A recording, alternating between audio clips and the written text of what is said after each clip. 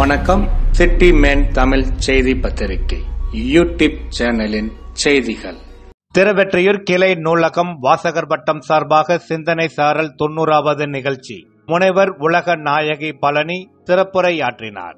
திருவெற்றியூர் கிளை நூலக வாசகர் வட்டம் சார்பாக மாதந்தோறும் 2வது சனிக்கிழமை சிந்தனை சாரல் நிகழ்ச்சியில் முக்கிய பிரமுகர்கள் சிறப்புரை ஆற்றுவார்கள். இதன் தொடர் நிகழ்வாக 90வது மாதாந்திர நிகழ்ச்சி மற்றும் மகளிர் தினத்தை முன்னிட்டு ஸ்டெல்லா மேரிஸ் கல்லூரியின் தமிழ் துறை தலைவரும் லண்டன் கலை மற்றும் பண்பாட்டு பேரவை சர்வதேச செயலாளருமான இலக்கிய நாவரசி பேராசிரியர் முனைவர் உலக நாயகி பழனி தமிழ் அன்றும் இன்றும் என்றும் என்னும் தலைப்பில் இன்று 8/3/2025 சனிக்கிழமை மாலை திருவெற்றியூர் நெடுஞ்சாலை சண்முகனார் பூங்கா அருகில் செயல்பட்டு வரும் திருவெற்றியூர் அரசு கிளை நூலகத்தில் சிறப்புரையாற்றினார். இந்நிகழ்ச்சியில் வாசகர் வட்டத்தின் தலைவர் அரிமா என் துரைராஜ், துணைத் தலைவர் குரு சுப்பிரமணி, செயலாளர் மற்றும் திருவெற்றியூர் கிளை நூலகர் பேனிக் பாண்டியன், வாசகர் வட்டத்தைச் சார்ந்த தொழிலதிபர் எம் மதியழகன், கோதண்டம், பாஸ்கர், ராமையன், சேகர் மற்றும் எழுத்தாளர் வீரமணி ஆகியோருடன் பொதுமக்கள் பலர் கலந்து கொண்டார்கள்.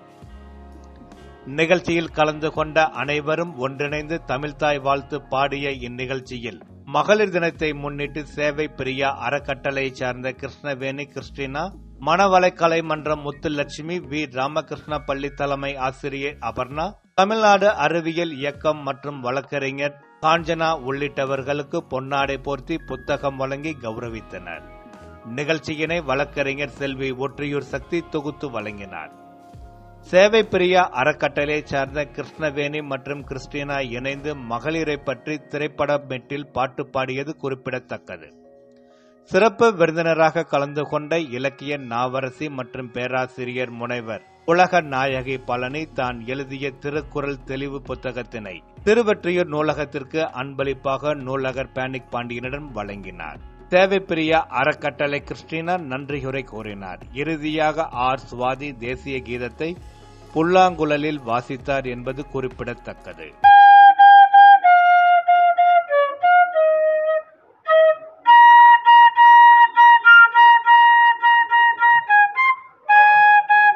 சிந்தனை சாரல் 90வது மாதாந்திர நிகழ்ச்சியின் விரிவான வீடியோ தொகுப்பு.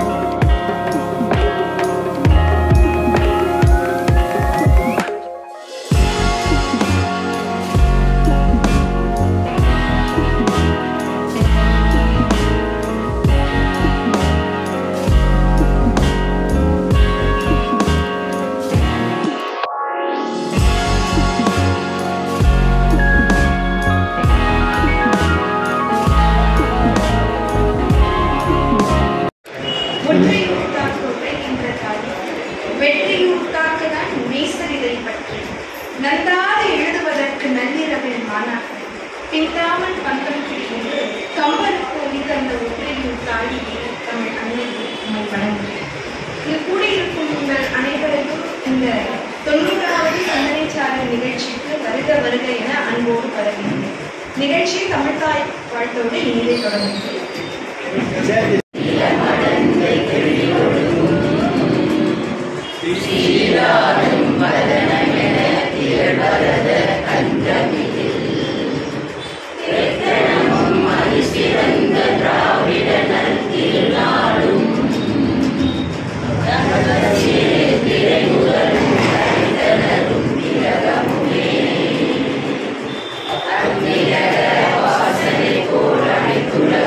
இன்பமுற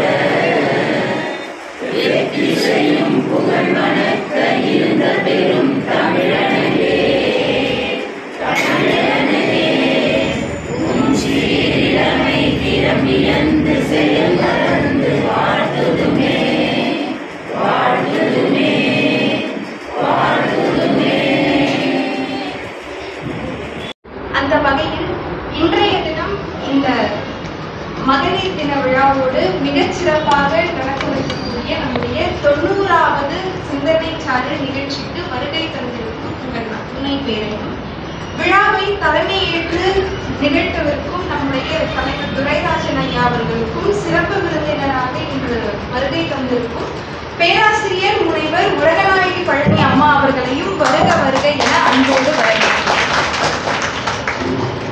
பெண்களை போற்றுவதற்காக ஒரு நாள் என்று இந்த நாளை கொண்டாடி வருகிறோம். ஆனால் பெண்ணுரிமை மேம்பாட்டிற்காக பல இயக்கங்கள் போராடி வந்திருக்கின்றன. இதனை பாவலரேறு பெருஞ்சித்திரனார் அவர்கள் முந்தைய வரலாற்றறிந்து தெளிதல் வேண்டும் என்று குறிப்பிடுகிறார். அந்த வகையில் பெண்கள், பெண்ணுரிமை, அதற்காக பல இயக்கங்கள் என்று பல நிகழ்வுகள் நடந்தேறியிருக்கிறது. அந்த வகையில் ஒரு சிறிய நிகழ்வை மட்டும் உங்களிடத்தில் பகிர்ந்து கொள்ளலாம் என்று நினைக்கிறேன். அது பெண் இயக்கம் என்றால் முதலில் என்ன? இதையொட்டி இந்திய எழுத்தாளர் ஒருவர் பேசும் பொழுது குறிப்பிடுகிறார். 1944ஆம் ஆண்டு பம்பாயில் நடந்த பெண்கள் மாநாட்டின் வருடாந்திர கூட்டத்திற்கு தலைமை தாங்கி உரை நிகழ்த்திய பொழுது எழுத்தாளர் கமலாதேவி அவர்கள் பெண் இயக்கம் என்றால் என்ன என்பதற்கு ஒரு வரையறை கொடுக்கிறார். பெண் இயக்கம் என்பது ஆணை போல் நகலெடுப்பதோ பெண்களுக்கு தங்களுடைய பலத்தை அழிய செய்வது. பெண்கள் சக்தியே அனைத்திற்கும் அடிப்படையானது. ஆணுக்கு உதவி செய்பவள் பெண் என்ற வகையில் அல்லாமல் சமூக ரீதியாகவும் பொருளாதார ரீதியாகவும் முக்கியமானவராக பெண் தன்னளவிலேயே அங்கீகரிக்கப்பட வேண்டும் என்று அவர் எடுத்துரைத்திருக்கிறார். இந்த இனிய செய்தியோடு இந்த நிகழ்வுக்கு தலைமை உரை வழங்க நம் தலைவர் துரைராஜன் ஐயா அவர்களை அன்போடு அழைக்கிறேன்.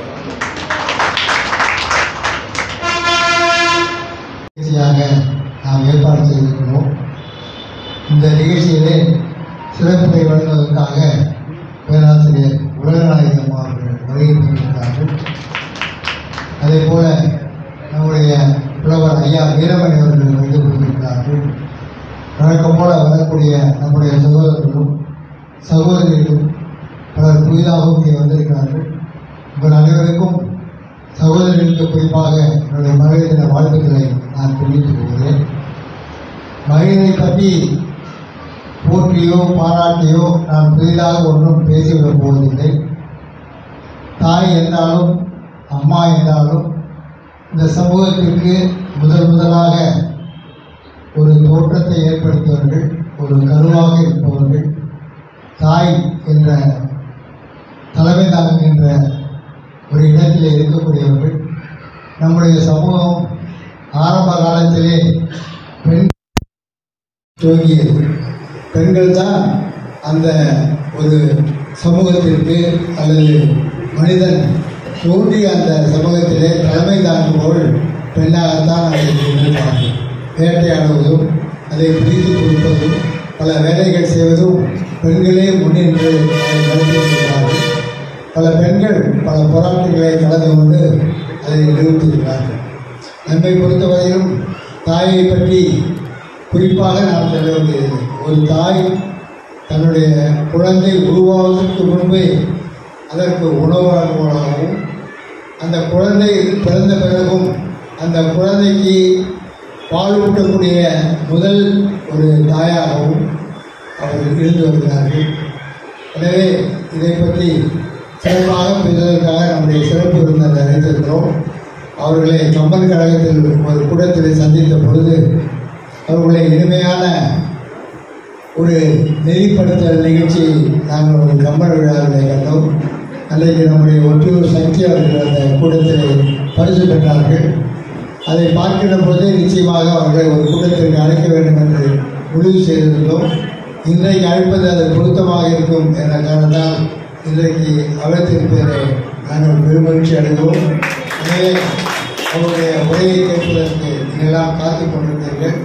மீண்டும் மகளிர் அத்தனை பேருக்கும் என்னுடைய வாழ்த்துக்களையும் நன்றியையும் நான் தெளிவுபடுத்திக் கொண்டு அடுத்ததாக நம்முடைய நெறியாளர் சக்தி அவர்களுடைய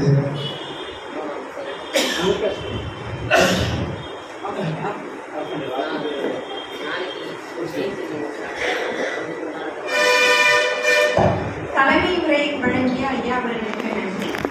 அடுத்ததாக இங்கு கொண்டிருக்கும் இந்த விழாவில் நம்முடைய 90வது நிகழ்ச்சிக்கு வருகை தந்திருக்கும் நம் பேராசிரியர் முனைவர் உலகநாயகி அம்மா அவர்களை அறிமுகப்படுத்துவதிலே மெத்த மகிழ்ச்சி அடைகிறேன்.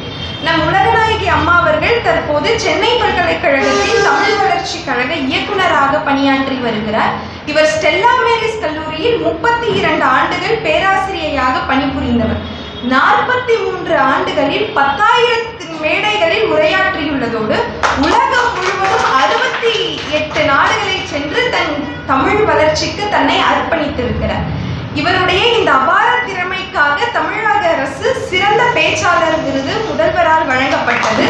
புரட்சி தலைவர் அம்மா விருது, இயல் இசை நாடக மன்ற விருது, இசையமைப்பாளர் தேவா அவர்கள் வழங்கிய விருது என பல விருதுகளை பெற்றுள்ளார். இவருடைய இந்த 43 ஆண்டுகால சேவைக்கு 183 விருதுகள் கிடைத்துள்ளன.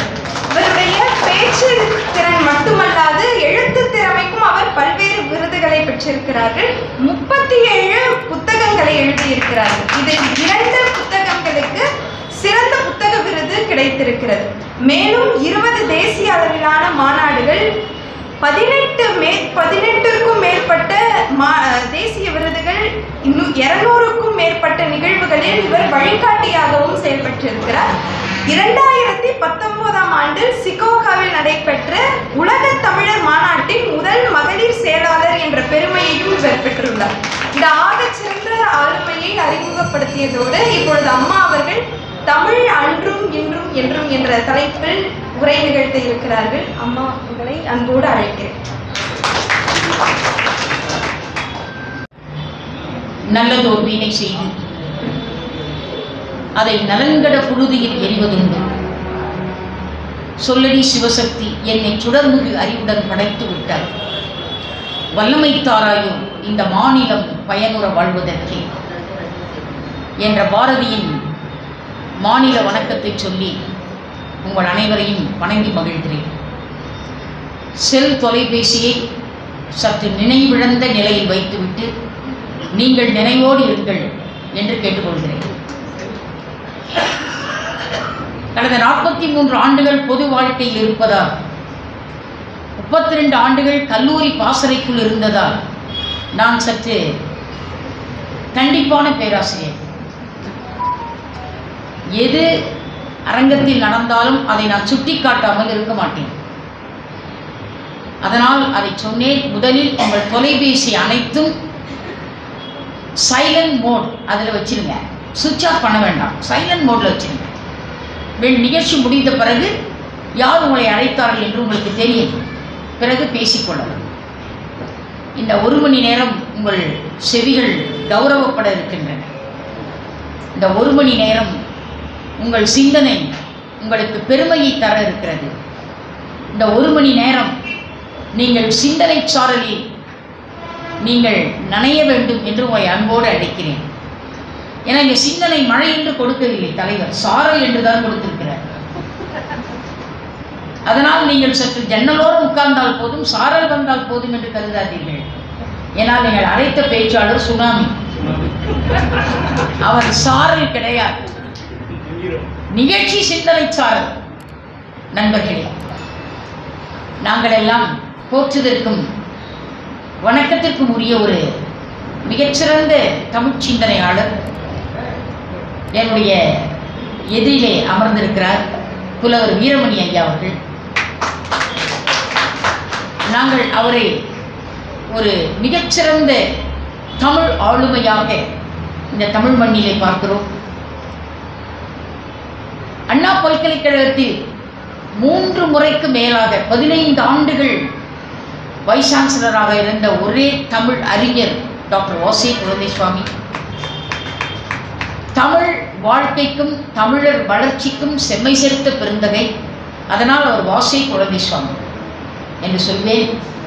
அவர் என்னிடத்தில் ஒரு தன்னிகர் இல்லாத தமிழ் அறிஞர், ராயபுரத்தில் இருக்கிறார், இன்று மாலை வருகிறார், உங்களுக்கு அறிமுகம் செய்கிறேன் என்று சொன்னார். வாசே குழந்தைசுவாமி அவர்களால் எனக்கு அறிமுகம் செய்யப்பட்ட ஒரு மாபெரும் அறிஞர் தான் வணக்கத்திற்குரிய புலவர் வீரமணி அவர்கள்.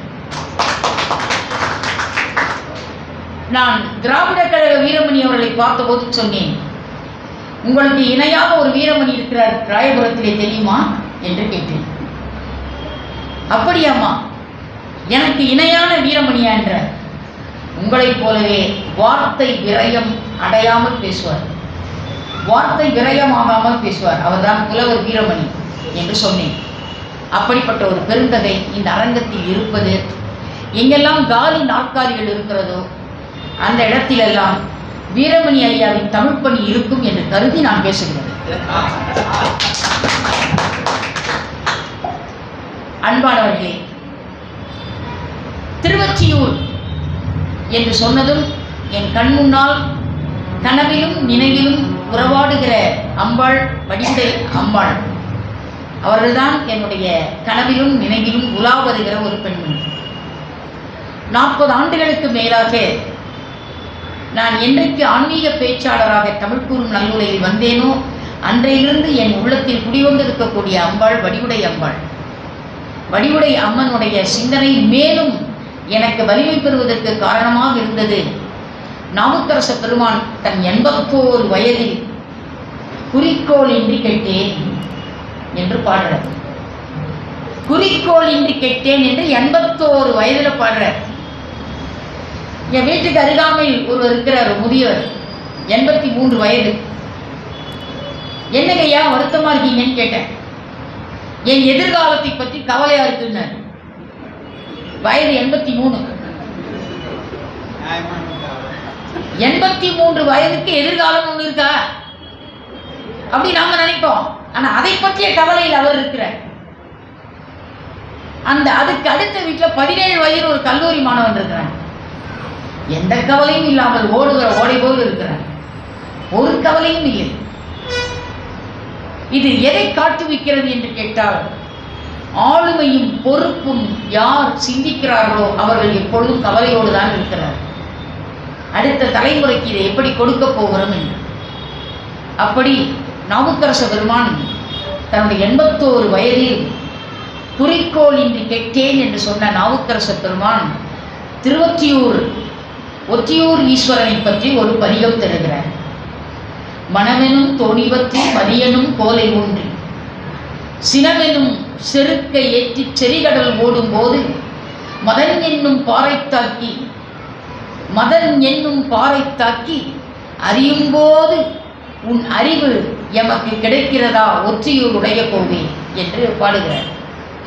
மறியும் போது அறிய ஒண்ணாது உனைவுனும் உணர்வை நல்காய் ஒற்றியூர் உடைய கோவை. அதான் கடைசி 2 வரி. வாழ்க்கை எனும் கடலுக்குள் ஒரு பெரிய சாகரம் வாழ்க்கை.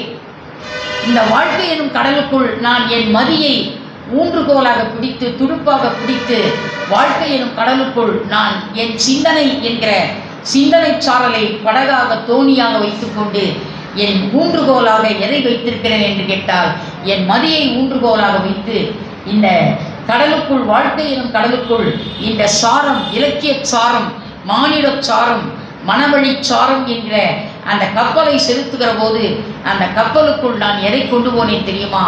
ஆணவம், கண்மம், மாயை இவைகளை ஏற்றி கொண்டு போனேன்.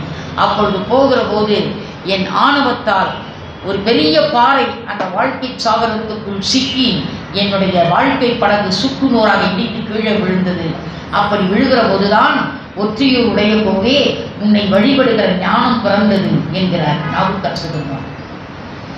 நாவுக்கரச பெருமானுக்கே ஞானம் வருவதற்கு இவ்வளவு துன்பம் நேரிட்டிருக்கிறது என்று சொன்னால், திருவொற்றியூரில் வாழக்கூடிய மக்கள் எப்படி அறிவென்னும் ஞானத்தோடு வாழ வேண்டும் என்று விரும்பி நூலக வாசகர் வட்டத்தை உருவாக்கி இருக்கிறார் தலைவர் திரு துரை ராஜ் அவர்கள் இங்கே அமர்ந்திருக்கிறார். பேர் எப்படி வைக்கிறாங்க பார்த்தீங்களா? அன்னைக்கெல்லாம் துரை ஆட்சி செய்த காலம், மூவேந்தர்கள் இந்த உலகத்தை ராஜ்யம் செய்த காலம். இன்றைக்கு துரையும் இல்லை, ராஜாக்களும் இல்லை, ஆனால் துரை ராஜ் இருக்கிறார் இருந்து இந்த வாசகர் வட்டத்திற்கு தலைவராக இருக்கிறார். இன்று மாலை 4 மணிக்கு என் இல்லத்திற்கு வந்து என்னை அழைத்து கொண்டு வந்தார் வணக்கத்திற்குரிய இளம் தொழில் அதிபர் ஐயன் திரு மதியழகன் அவர்கள். அவரே கார் ஓட்டி வந்தார். அவருடைய வாழ்க்கை பின்புலத்திற்கு அவர் ஒரு கார் ஓட்டியை வைத்துக் கொள்ளலாம், ஒரு சாரதியை வைத்துக் கொள்ளலாம். சாரதி என்றால் உங்களுக்கு புரியும் என்று கருதுகிறேன். சாரதியை வைத்துக் கொள்ளலாம். ஆனால் தமிழ்நாட்டில் சாரதினா புரியாது, டிரைவர்னு சொன்னாதான் புரியும். அப்படி தமிழில் சொல்லணும் அவங்களுக்கு. ஏன்னா அவங்க டிரைவர்ன்றது தமிழ் நினச்சிட்டு இருக்காங்க. அப்படி சொல்லணும் தமிழில். அவரே சாரதியாக இந்த வண்டியை மகள் உந்தை அவர் எடுத்துக்கொண்டு வந்து சரியாக 5:15 மணிக்கு 5:20க்கு இந்த அரங்கத்திற்கு என்னை அழைத்து கொண்டு வந்து விட்டார். இப்படிப்பட்ட நிர்வாகிகள் இருப்பதால் தான் நிகழ்ச்சிகள் சரியாக நடக்க முடிகிறது. அது மிக மிக முக்கியம். அன்பு மகள், எனக்கு மகள் இல்லையே என்ற குறையை போக்கியவள் ஒத்தியூர் சக்தி அவர்கள்.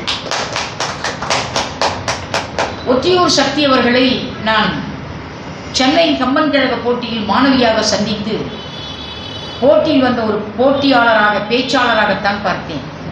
அதற்கு பிறகு சக்தி அவர்களுக்கு நல்ல மேடை பேச்சு கலை இருக்கிறது என்று கருதி உடனடியாக அவரை பல்வேறு வகைப்பட்ட வண்ணங்களும் எண்ணங்களும் தொகுத்து இருக்கக்கூடிய மிகச் சிறந்த ஒரு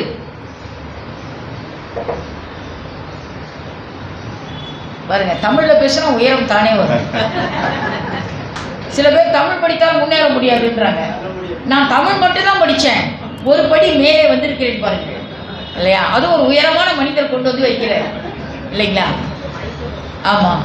ஆக இப்படிப்பட்ட சூழ்நிலையில் சக்தி அவர்களுடைய அந்த மேடை பேச்சு கலைக்கு ஒரு பெரிய வடிகால் அமைக்க வேண்டும். வாய்க்கால் வழியாக செல்லுகிற நீர் தான் வயலுக்கு போகும். வாய்க்கால் வழியாக நீர் ஒழுங்குபடுத்தப்பட்டால் பயிருக்கு ஒழுங்காக போகும். ஆக இளைய தலைமுறை இன்றைக்கு இலக்கிய நீரை பாய்ச்சுவதற்கு தயாராக இருக்கிறார்கள். ஆனால் சான்றோர்கள் என்ற வாய்க்கால் அமைக்கப்படுவதில்லை. அந்த வாய்க்கால் இருந்துவிட்டால் இப்படிப்பட்ட இளைய உள்ளங்கள் நன்றாக தமிழ் பணி செய்ய முடியும் என்பது என்னுடைய சிந்தனை. அதனால் தான் சிந்தனை சாரலுக்கு வந்திருக்கிறேன். அதுவும் 90வது நிகழ்ச்சி இதற்கு வந்திருக்கிறேன். இன்றைக்கு இளைய உள்ளங்கள் நல்ல கருத்துக்களை தருவதற்கும் நல்ல செய்திகளை சொல்லுவதற்கும் தயாராக இருக்கிறார்கள். ஆனால் அவர்களை நாம் நல்ல முறையில் பயன்படுத்தி இருக்கிறோமா என்பதுதான் மிக முக்கியமான ஒரு செய்தி. நான் ஏன் தலைப்பு தமிழ் அன்றும் இன்றும் என்றும் என்று கொடுத்தேன் என்று கேட்டால், இது ஒரு வாசகர் பட்டம். கிளை நூலகத்துக்குள்ளே வந்திருக்கக்கூடியவர்கள் வாசகர்களாக இருந்து நூலகத்தை பயன்படுத்தி நூலின் பெருமையையும் அருமையையும் உணர்ந்தவர்கள், தமிழ் மீது அக்கறை கொண்டவர்கள் அல்ல, தமிழ் மீது ஆர்வம் கொண்டவர்கள் இங்கே அரங்கத்தில் இருக்கிறார்கள். அதனால் நூலகம் என்பது நூல்களை அகத்தே வைப்பது, நூல்களை அடுக்கி வைப்பது அல்ல, நூல்களை அகத்தே வைப்பது. நான் திருச்சியில் இருக்கக்கூடிய புத்திராம்பட்டி என்ற ஒரு கிராமத்தில் தமிழ் மன்றத்திற்கு பேசுவதற்காக சென்றிருந்தேன். பெரிய கல்லூரி வளாகம், ஒரு 35 ஏக்கரில் கல்லூரி இருக்கு. நூலகத்திற்கு மட்டும் 2 ஏக்கர் ஒதுக்கியிருக்காங்க. பெரிய கட்டிடம், கற்களாலும் செங்கலாலும் மண்ணாலும் சிமெண்டாலும் வடிவமைக்கப்பட்ட கட்டிடத்துக்குள் புத்தகங்கள் வைக்க வேண்டும் என்ற எண்ணத்தோடு நூலகத்தை கட்டியிருக்கிறார்கள். ஆனால் நூல்கள் அங்கு இல்லை. உயராய்வு மையம், தமிழ் உயராய்வு மையம் இருக்கிறது.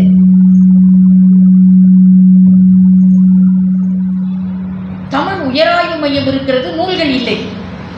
அதனால் அந்த கல்லூரிக்கு நான் 4000 புத்தகத்தை அன்பளிப்பாக கொடுத்தேன். 4000 நூல்களை அன்பளிப்பாக கொடுத்து அந்த புத்தகங்களை வைப்பதற்குரிய 13,000 ரூபாய் மதிப்புள்ள 10 பீரோக்களும் கொடுத்து நூல்களை வைங்க. தமிழ் உயராய்வு மையம் வைத்திருக்கிறீர்கள். BA Tamil, MA Tamil, MPhil Tamil, PhD Tamil இருக்கிறது. ஆனால் நூலகத்துக்குள் தொல்காப்பியம் இல்லை. தொல்காப்பியம் இல்லாமல், சேனாவரையம் இல்லாமல், நன்னூல் இல்லாமல், தண்டி அலங்காரம் இல்லாமல், யாப்பெருங்கல காரிகை இல்லாமல் என்னையா தமிழ் சொல்லி தரப்போகிறீர்கள் என்று சொல்லி அவர்களுக்கு 4000 நூலை அன்பு பரிசாக கொடுத்தேன். அந்த நூலகத்தை திறக்க என்னை அழைத்தார்கள். போனால் வீரமணி ஐயா, நீங்கள் நம்ப மாட்டீர்கள், உலகநாயகி நூலகம் என்று பெயர் வைத்து விட்டார்கள். நான் சொன்னேன், தமிழ்த்தாய் நூலகம் என்று மாற்றுங்கள், உலகநாயகி நூலகம் என்று வைக்கக்கூடாது. என் பாட்டி சொல்லுவார், வலது கையில் கொடுத்தது இடது கைக்கு தெரியக்கூடாது என்பார். ஆக தயவு செய்து இந்த பெயரை எடுத்து வைத்துவிட்டு 3 வயதில் 30 குறளை சொல்ல பழகிய எனக்கு திலகவதி என்பது இயற்பெயர். அந்த பெயரை அறிஞர் மூவா அவர்கள் மாற்றி 3 வயதில் 30 குறள் சொல்லக்கூடிய குழந்தை என்பதால் எனக்கு உலக பொதுமறையை சொல்லும் இந்த திலகவதி இன்றையிலிருந்து உலகநாயகி என்று அழைக்கப்படட்டும் என்று மூவா மாற்றி அமைத்தார். அதனால் தமிழ் பேரறிஞர் மு வரதராசனார் என் அப்பாவுடைய ஆசிரியர், என் தந்தையாரின் ஆசிரியர் பச்சையப்பன் கல்லூரியில், என் தாயின் ஆசிரியர் அம்மா BA ஆனர்ஸ் படிக்கும்போது மூவா தான் முதலணி மாணவி எங்கள் அம்மா. அதனால் பெயர் மாற்றம் செய்தார் மூவா. நான் சொன்னேன், எனக்கு பெயர் வைத்து மூவா உலகநாயகி என்று பெயர் வைத்ததால் நான் 72 நாடுகள் தமிழ் மூலமாக சுற்றுப்பயணம் செய்திருக்கிறேன். அதனால் என் ஆசானின் பெயரை வையுங்கள், மூவா நூலகம் என்று மாற்றுங்கள் என்று சொன்னேன்.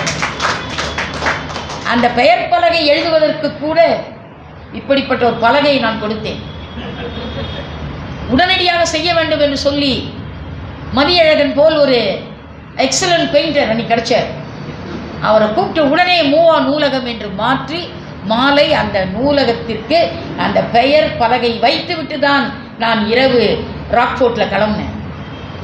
நண்பர்களே, திருவொற்றியூர் கிளை நூலகம் ஒரு அற்புதமான நூலாடை அணிந்த நூலே வடிவுடையம்மனாக காட்சி தருவது போல் இருக்கிறது.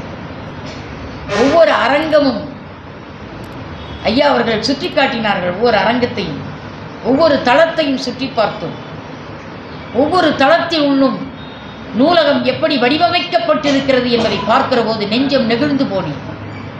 ஒரு மனிதன் மனிதனாக வாழ வேண்டும் என்று சொன்னால் அந்த மனிதன் தன் பொழுதுபோக்கும் நேரத்தை நூலகத்திலே செலவிட்டான் என்று சொன்னால் அவன் அகம் செம்மைப்படும். அதுதான் நூல் அகம்.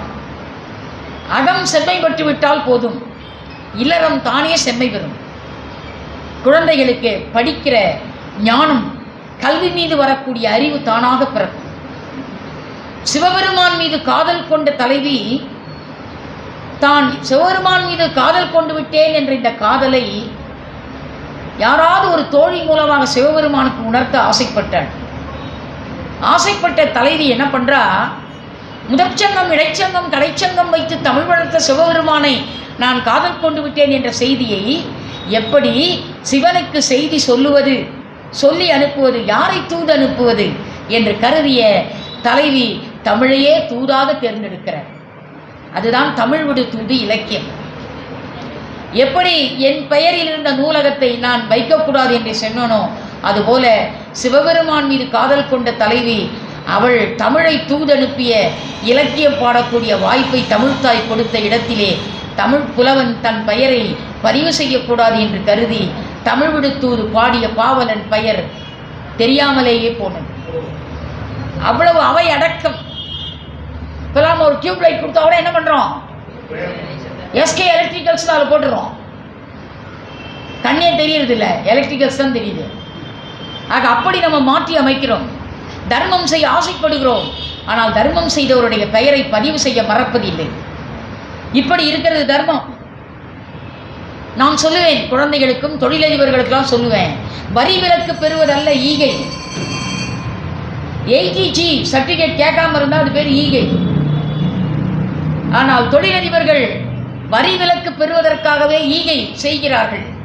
நான் சொல்லுவேன், வரி விலக்கு பெறுவதல்ல ஈகை, வறியவருக்கு செய்வதே ஈகை என்று சொல்வேன்.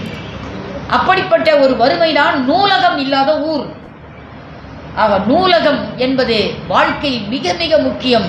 தமிழ் விடு தூது தலைவி தமிழையே தூதாக அனுப்பி தன் தலைவன் மீது கொண்ட காதலை சொல்வதற்காக தமிழை அழைக்கிறாள். அழைத்தவள் தமிழிடத்திலே சொல்கிறாள், தமிழே தூது அனுப்புறவங்க என்ன பண்ணணும், 4 அப்ரிசியேஷன் வார்த்தைகள் சொல்லணும். நீ போய் இதை செம்மையாக செஞ்சுட்டு வாப்பா, நீ இதை ரொம்ப நல்லா செய்வ, வீரமணி ஐயாட்ட ஒரு செய்தி கொடுத்தா அது உலக மக்கள் கரத்தில் நூலாக போயிடும், இப்படிலாம் 4 வார்த்தை சொன்னாரா வீரமணி ஐயா புத்தகம் வெளியிடுவார். இது பண்பு. இதைத்தான் பார்த்தான் வெள்ளைக்காரன். ஒரு இடத்துல ஒரு செய்தியை சொன்னால் அது ஒழுங்காக போய் சேருதான்னு அவனுக்கு தெரியாது.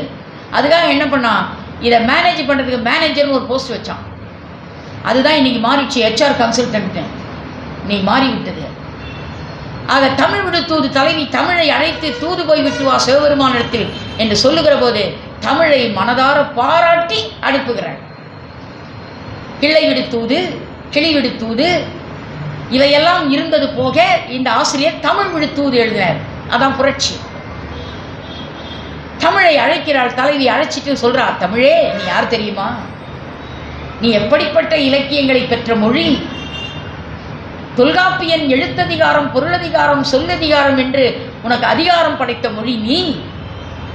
வள்ளுவ பெருந்தகை மனம் பண்படுகிற இடம், மனம் பயன்படுகிற இடம், மனம் வாழுவிடம் என்று அறத்துப்பால், பொருட்பால், காமத்துப்பால் என்று முப்பாலை தந்தானே, அந்த வள்ளுவ பெருந்தகை ஒரு இடத்தில் கூட தமிழன், தமிழ் மொழி, தமிழ் கடவுள், தமிழ் இனம் என்று 133 அதிகாரத்துள்ளும் 1330 குறளுக்குள்ளும் ஒரு இடத்தில் கூட சொல்லவில்லை. உலகத்தை அளக்க வந்த மாபெரும் கலைஞன் என்றுதான் தமிழ் விடுத்தூது தலைவி வள்ளுவனை சொல்கிறாள்.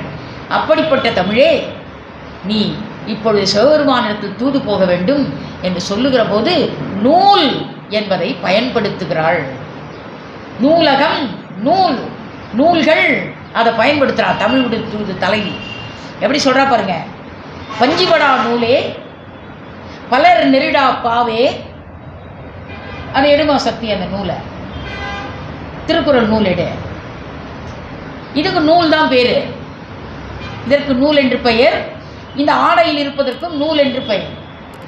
இது நூலாடை, இது நூல் அணி, நூல் அணி.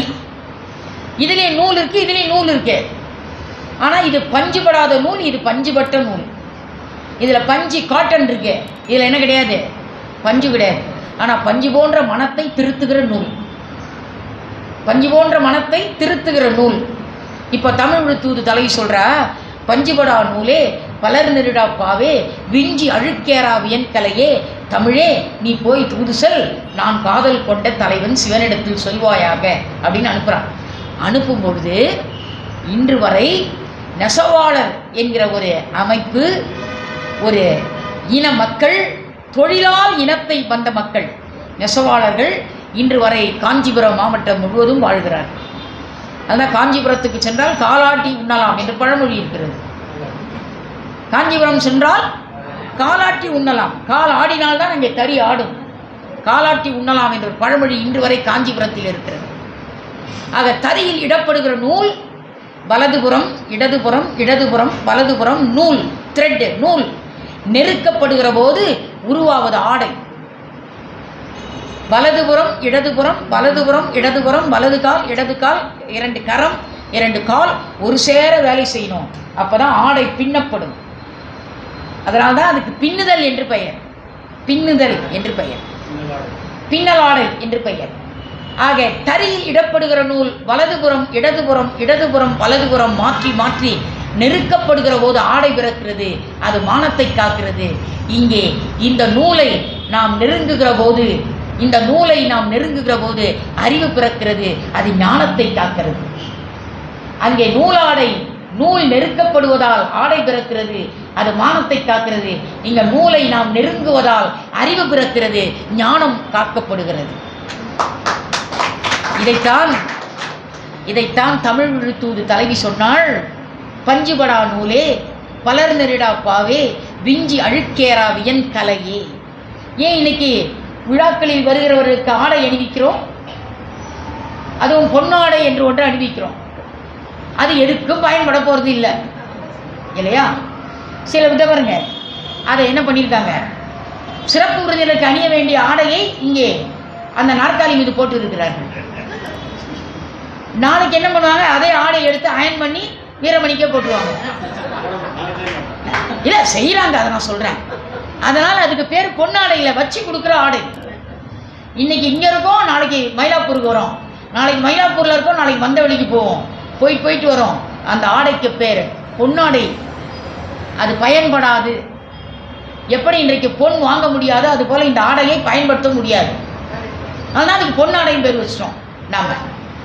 ஆனால் அதை நான் மாற்றி அமைத்தேன், பயனாடை என்று மாற்றி அமைச்சு எங்கள் விழாக்கு வரக்கூடிய அறிஞர் பெருமக்களுக்கு நாங்கள் பயனாடை என்ற டவல் தான் போடுவோம். நாளை காலை அவர் குளிச்சுட்டு தொடச்சிக்கணும். நாங்கள் கொடுத்த பயனாடையில் அதை தான் போடுவோம். இதை யார் சொன்னால் தெரியுமா? தமிழ் விடு தூது தலைவி சொன்னால், பஞ்சுபடா நூலே பலர்நரிடாப்பாவே விஞ்சி அழுக்கேராவியன் கலையே நாள். அந்த கலை என்ற சொல்லுக்கு ஆடை என்ற பொருள் உண்டு. அதனால்தான் ஆடையெல்லாம் அணிவோர் சிறப்பே என்ற பழமொழி வந்தது. கலை ஆடை உடுத்துகிறவர்கள் ஆள் பாதி ஆடை பாதி என்ற பொன்மொழி வந்தது. இப்படிப்பட்ட அனைத்தும் எங்கே உருவாக்கப்பட்டது என்று கேட்டால், அன்று காலத்தில் தமிழ் என்கிற ஒரு மொழிக்குள்ளேதான் அனைத்தும் ஒருங்கிணைக்கப்பட்டது. இன்னைக்கு திருவொற்றியூர் மாநகரிலே கிளை நூலகத்தை கிண்டியில் உள்ள அறிஞர் அண்ணா நூற்றாண்டு நூலகம் போல் ஒரு கிளை நூலகம் வர வேண்டும் என்று நான் பல நாள் கனவு கண்டது உண்டு. அந்த கனவிலே 25% திருவொற்றியூர் நூலகம் வந்துவிட்டது. 25% வந்துவிட்டது. அதிலும் கண்ணொளி பார்வை, காதொளி பார்வை இவையெல்லாம் இல்லாத, காது கேட்காதோர், கண் பார்வையற்றோர் எப்படி அந்த பிரைல் புத்தகம் மூலமாக கணினியை பயன்படுத்த முடியும் என்கிற அளவுக்கு கணிப்பொறி வளர்ந்து விட்டது. இதுதான் இன்றைய தமிழ். கணிப்பொறி வளர்ந்து விட்டது. 3 விரல்களால் எழுதிய காலம் போய் இன்றைக்கு 10 விரல்களால் எழுதுகிறோம். இன்றைக்கு 10 விரல் இருக்கணும், அப்பதான் எழுத முடியும். 3 விரல் எழுதின காலம் எழுதுகோல் தெய்வம், எழுத்தும் தெய்வம். இன்றைக்கு 10 விரல்களே எழுதுகோல். கணிப்பொறி இருந்தால்தான் உலகம் முழுக்க டிஜிட்டலைசேஷன் என்று மாற்றிட்டோம். இன்றைக்கு 3ஆம் தளத்திலே 2ஆம் தளத்திலே போய் பார்த்தேன். எப்படி கணினி வழி கல்வி இங்கே திருவொற்றியூரில் வாழக்கூடிய தொழில் அமைப்பில், தொழிற்பேட்டையில் இருக்கக்கூடிய ஒரு நகரம் திருவொற்றியூர் நகரம். தொழிலாளர்களுடைய பிள்ளைகள் இருக்கக்கூடிய இடம் இந்த இடம்.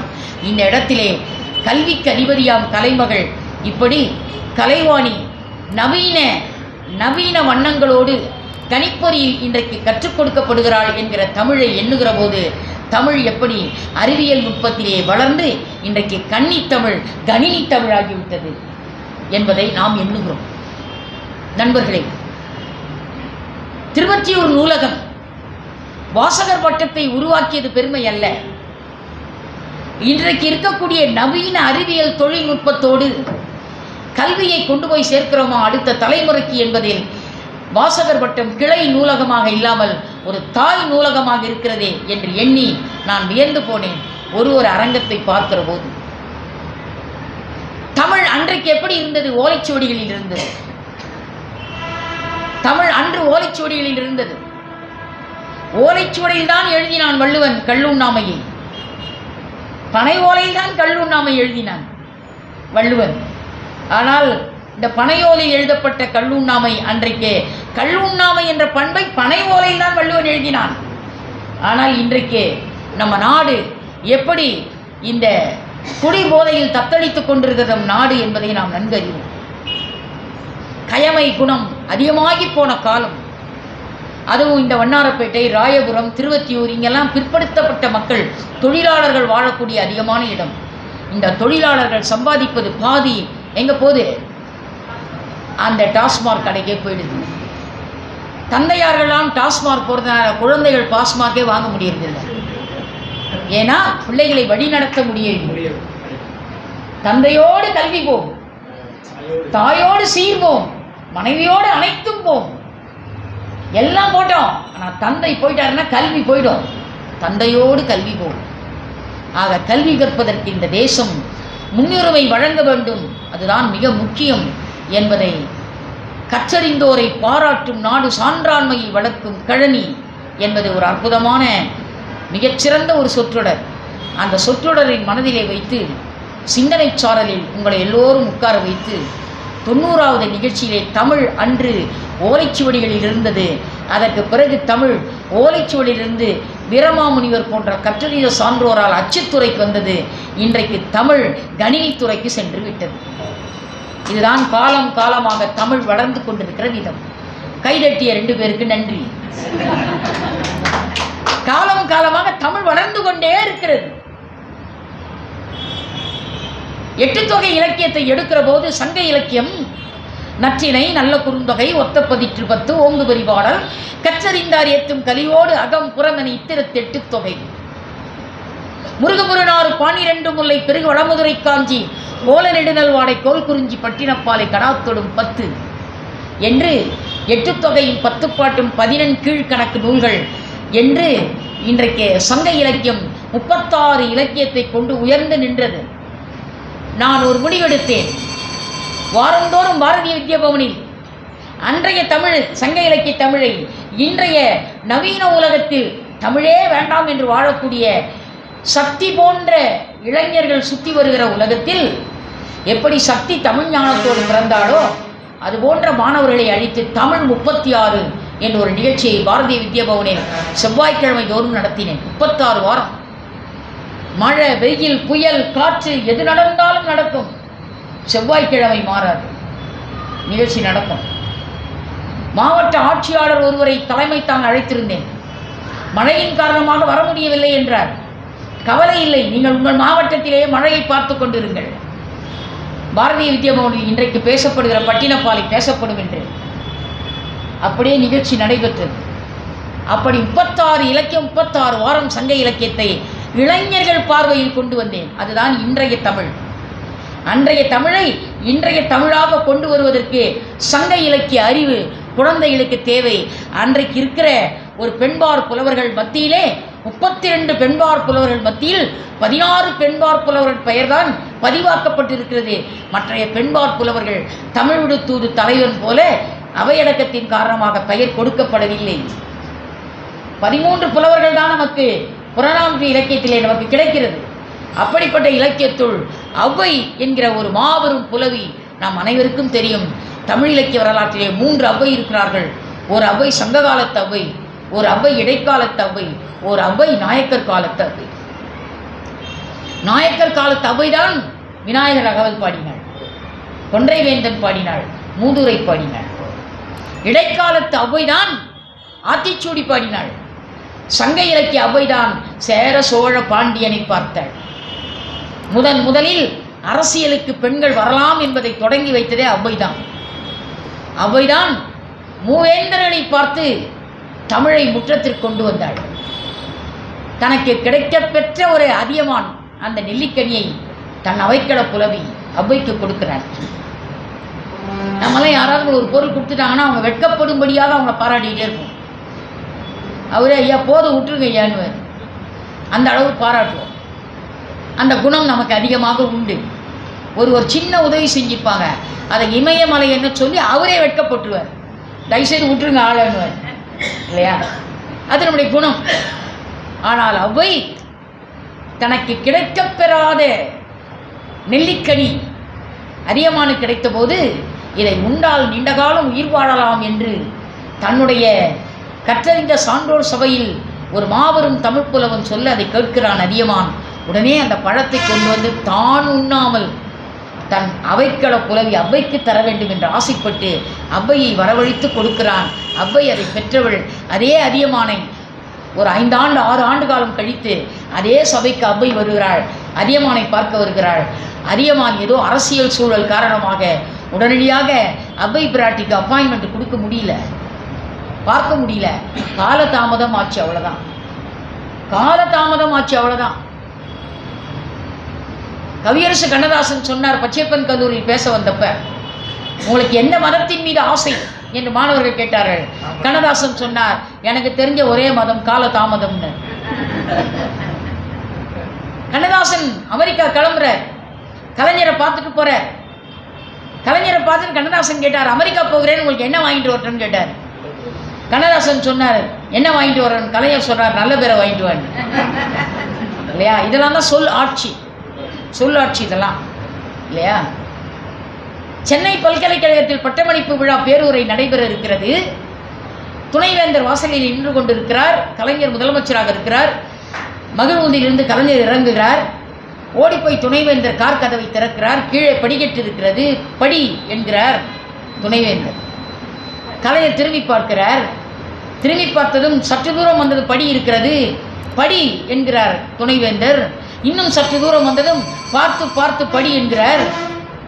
சங்கப்பலையில் 8 தொகை 10 பாட்டுக்கு 113 சங்க இலக்கிய பாடலுக்கு சங்க இலக்கிய கதை ஓவியம் எழுதின கலைஞருக்கு துணைவேந்தர் சொன்னார், படி படி பார்த்து படி என்றார். விழாவுக்கு வந்தார் கலைஞர். மேலே வந்ததுன்னு சொன்னார், என்னை 4 முறை படி படி என்றார், ஒரு முறை பார்த்து படி என்றார், அடுத்த முறை பார்த்து பார்த்து படி என்றார். அதுக்குள் மின் தூக்கி வந்து விட்டது, லிஃப்ட் வந்து விட்டது. மின் தூக்கி வந்ததும் அவன் என்னை மாடிக்கு அழைத்து கொண்டு போய்விட்டான். வெளியே இறங்கியதும் பத்திரம் பார்த்து படி என்றார் துணைவேந்தர்.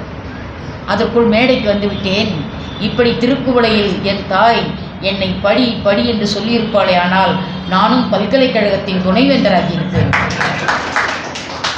அப்படி என் தாய் சொல்ல மறந்ததால் நான் சாதாரண முதலமைச்சரானேன் என்று கலைஞர் சொன்னபோது அரங்கமே அதிர்ந்து போனது. அரங்கம் அதிர்ந்து போனது. நண்பர்களே, இப்போ எதற்காக அதை சொன்னேன் என்றால், சொல்லாட்சி என்பது எவ்வளவு பெரியது என்பதை உலகத்திற்கு சுட்டிக்காட்டிய முதல் பெண் புலவி அவ்வை. கிடைத்தற்கரிய நெல்லிக்கனியே கொடுத்த அதியமான் காலதாமதமாகி பார்க்க வந்தபோது சொன்னாள், வாயில் காப்பனிடத்திலே சொன்னாள், உன் தலைவனிடத்திலே போய் சொல், கற்றறிந்த சான்றோன் என்றால் அவ்வளவு சாதாரணமானவன் நினைத்து விட்டாயா? நான் தமிழை ஆண்டவள். தமிழ் என்னை ஆளவில்லை, நான் தமிழை ஆண்டவள். நான் எத்திசை செல்லினும் அத்திசை சோறு எனக்கு. ஏன் நான் தமிழ் புலவி? நான் வறுமையில் வாடவில்லை. வாடாத வற்றாத தமிழ் என் நெஞ்சுக்குள்ளே இருக்கிறது. ஓடிக்கொண்டிருக்கிறது ஓடையாக, குந்தி இருக்கிறது குட்டையாக, பாய்ந்து கொண்டிருக்கிறது வெள்ளமாக, சீறு கொண்டிருக்கிறது அருவியாக. அப்படிப்பட்ட தமிழ் என் உள்ளத்தில் இருக்கிறது. உன் தலைவரிடத்தே சொல், காலதாமதமாக அவன் என்னை பார்க்க முடியாது, நான் சென்று வருகிறேன் என்று சொல்லிவிட்டு போகிற போது ஒற்றை வரியை கொடுத்து விட்டு போனாள். வாயில் காப்போனுக்கு என்ன கொடுத்தாள்? எத்திசை செல்லினும் அத்திசை சோறு. யாருக்கு? புலவனுக்கு. போய் சொல் என்று சொல்லிவிட்டு போனாள் அவ்வை பெருமாட்டி. தமிழர்களே, அன்பர்களே, தமிழ் என்றும் தன்னை ஒருபோதும் தாழ்த்தி கொள்ளவில்லை. எங்கள் குடும்பத்தில் நாங்கள் மொத்தம் 6 பிள்ளைகள். எங்கள் அப்பா அம்மாவுக்கு நான் 5வது பெண். எனக்கு மேலே 2 அண்ணா 2 அக்கா ஒரு தம்பி இருக்காங்க. என்னோடய பெரிய அண்ணா எம்எஸ்சி பயோகெமிஸ்ட்ரி படித்தார். என்னோடய 2வது அண்ணா எம்ஏ எக்கனாமிக்ஸ் படித்தார். என்னுடைய முதல் சகோதரி எம்எஸ்சி மேத்ஸ் படித்தாங்க. என் அடுத்த சகோதரி எம்ஏ இங்கிலீஷ் லிட்ரேச்சர் படித்தாங்க. நான் 5வது பெண் எம்ஏ தமிழ் படித்தேன். எனக்கு அடுத்து என் தம்பி எம்எஸ்சி மேத்ஸ் படித்தான். நாங்கள் எல்லாரும் சென்னை பல்கலைக்கழக முதுநிலை பட்டதாரிகள். எங்கள் அப்பா பச்சையப்பன் கல்லூரி பேராசிரியர், மூவாவின் முதலணி மாணவர். இதுதான் எங்கள் குடும்பம். எங்கள் குடும்பம் எளிமையான குடும்பம். எங்கள் அப்பா எங்களுக்கு எந்த சொத்து சேர்த்து வைக்கல. அதனால் எங்களுக்குள்ளே எந்த சண்டை சச்சரவும் வந்ததில்லை. நாங்கள் எல்லாரும் கல்வி உலகம். அத்தனை பேரும் எங்கள் குடும்பத்தில் பேராசிரியர். என் தம்பி ஐயா வீரமணி ஐயாவுக்கு நன்கு தெரியும். திருமகன் சென்னை பல்கலைக்கழகத்தின் தேர்வு கட்டுப்பாட்டாளராக இருந்தார், கண்ட்ரோலராக இருந்தார். இதே தொழிலாளர்கள் மக்கள் வாழக்கூடிய இந்த கொருக்குப்பேட்டை என்ற ஊரில் காசிநாடார் ஆர்ட்ஸ் அண்ட் சயின்ஸ் கல்லூரியினுடைய முதல்வராக 8 ஆண்டுகள் என் தம்பி திருமகன் இருந்தார். அவர் இருந்தபோது எத்தனை பட்டதாரிகளை அவர் உருவாக்கினார் இந்த பிற்படுத்தப்பட்ட மக்கள் வாழக்கூடிய இடத்திலே. அப்படிப்பட்ட குடும்பம் எங்கள் குடும்பம். அதனால் எங்கள் வீட்டுக்கு துரைராஜ் ஐயா வராருன்னு வச்சுக்கிங்களேன், வந்ததும் அறிமுகப்படுத்துவாங்க பிள்ளைகளை. இவர் எம்ஏ எக்கனாமிக்ஸ், இவர் எம்எஸ்சி மேத்ஸ், இவர் எம்ஏ இங்கிலீஷ் லிட்ரேச்சர், இவர் எம்எஸ்சி பயோகெமிஸ்ட்ரி, இவர் எம்எஸ்சி பொலிட்டிக்கல் சயின்ஸ் எல்லாம் சொல்லுவாங்க. பக்கத்தில் நான் இருப்பேன், என்னை காட்டி இது தமிழ்னுவாங்க. நீங்கள் சிரிச்சிட்டீங்க. நான் எவ்வளோ துன்புற்று இருப்பேன்னு நினச்சிங்களா? அவசரமாக சிரிச்சிட்டீங்க பாருங்க, இல்லையா? நகையை அழுகை இழிவரல் அச்சம் பெருமிதம் உவகை என்ற 9ஆம் சுவையை என் வாழ்க்கையை பார்த்தவள் நான். அவங்க சொல்லி இன்ட்ரடியூஸ் பண்ணிட்டு போவாங்க. என்னை மட்டும் அது இது என்று சுட்டுப்பெயரால் சொல்வார்கள். அவர்கள் சொல்லுகிற போது அவர் இவர் என்பார்கள். இவர் எம்ஏ எக்கனாமிக்ஸ், இவர் மேத்ஸ் என்பார்கள். என்னை சொல்லும்போது இது தமிழ் என்பார்கள். இது தமிழ் என்று சொன்ன இல்லத்தில் நான் முடிவெடுத்தேன். இவர்கள் முற்றத்தில் தமிழால் உயர முடியும் என்ற எண்ணத்தை இவர்களுக்கு வலியுறுத்த வேண்டும் என்று முடிவெடுத்தேன். நான் போராட பிறந்தவள், போராட்டத்தை இல்லத்திலே கற்றவள். அதனால் போராடி ஜெயித்தேன். எப்படி ஜெயித்தேன் தெரியுமா? ஆங்கிலத்திலேயே படித்தவங்க அண்ணா நகர்ல இருந்தாங்க. தமிழ் படித்த நான் தான் முதல்ல அமெரிக்காவுக்கு போனேன். நான் படித்தது தமிழ். 1994 நான் அமெரிக்கா போயிட்டேன். 93 நான் பாஸ்போர்ட் வாங்கினேன். எங்கள் வீட்டில் இருக்கவங்க யாருக்கு பாஸ்போர்ட்னா என்னன்னு தெரியாது.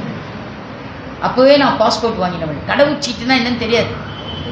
அது ஆங்கில மீடியம் படித்தவங்க அண்ணா நகரில் இருந்தாங்க. தமிழ் மீடியம் படித்த நான் தான் முதலில் வாஷிங்டன் தமிழ்ச்சங்கத்தில் உரையாற்றுவதற்காக போனேன்.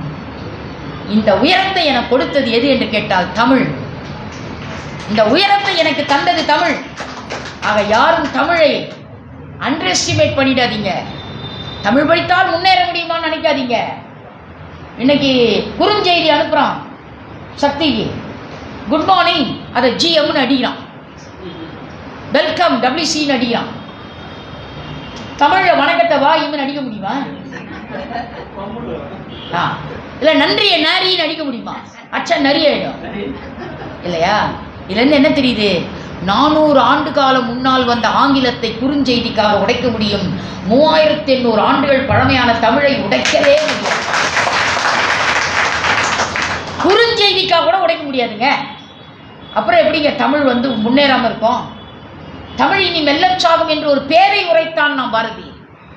ஆனால் நம்மால் அந்த பேரையை கட் பண்ணிட்டு தமிழ் இனி மெல்லச்சாகும் பாரதியாரை சொல்லிட்டாரு. அப்படி சொல்லலை பாரதியார். தமிழ் இனி மெல்லச்சாகும் என்று அன்று ஒரு பேரை உரைத்தான். அறிவிலி அவனோ சொன்னான், தமிழா இனி மெல்லச்சாகும், தமிழ் இனி மெல்ல வளரும். திருவொற்றியூர் கிளை நூலகத்துக்குள் எப்படி கணிப்பொறிக்குள் தமிழ் வந்து விட்டதோ, இங்கே கணிப்பொறியின் மூலமாக தமிழை படித்தவர்கள் வெளிநாட்டில் வேலை வாய்ப்பு கிடைத்து சென்றிருக்கிறார்கள் என்று சொன்னார் ஐயா.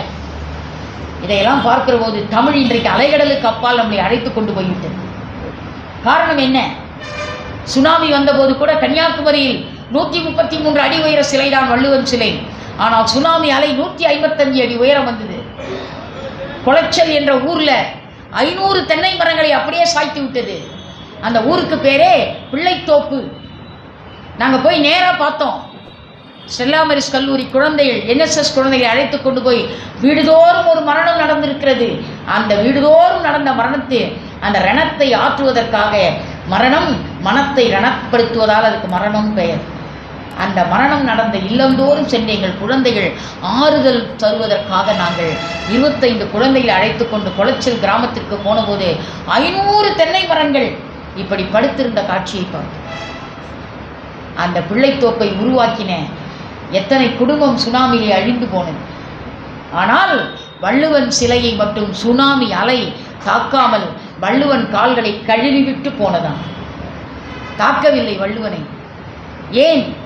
முப்பாலை கொடுத்த வள்ளுவனுக்கு அலைகடலுக்கு அப்பால் சுனாமி அலை வந்தபோது கூட முப்பால் கொடுத்த வள்ளுவன் பாதத்தை கழுவிவிட்டு போச்சு கன்னியாகுமரி அலை. ஆனால் வள்ளுவன் சிலை பாதிக்கப்படவில்லை.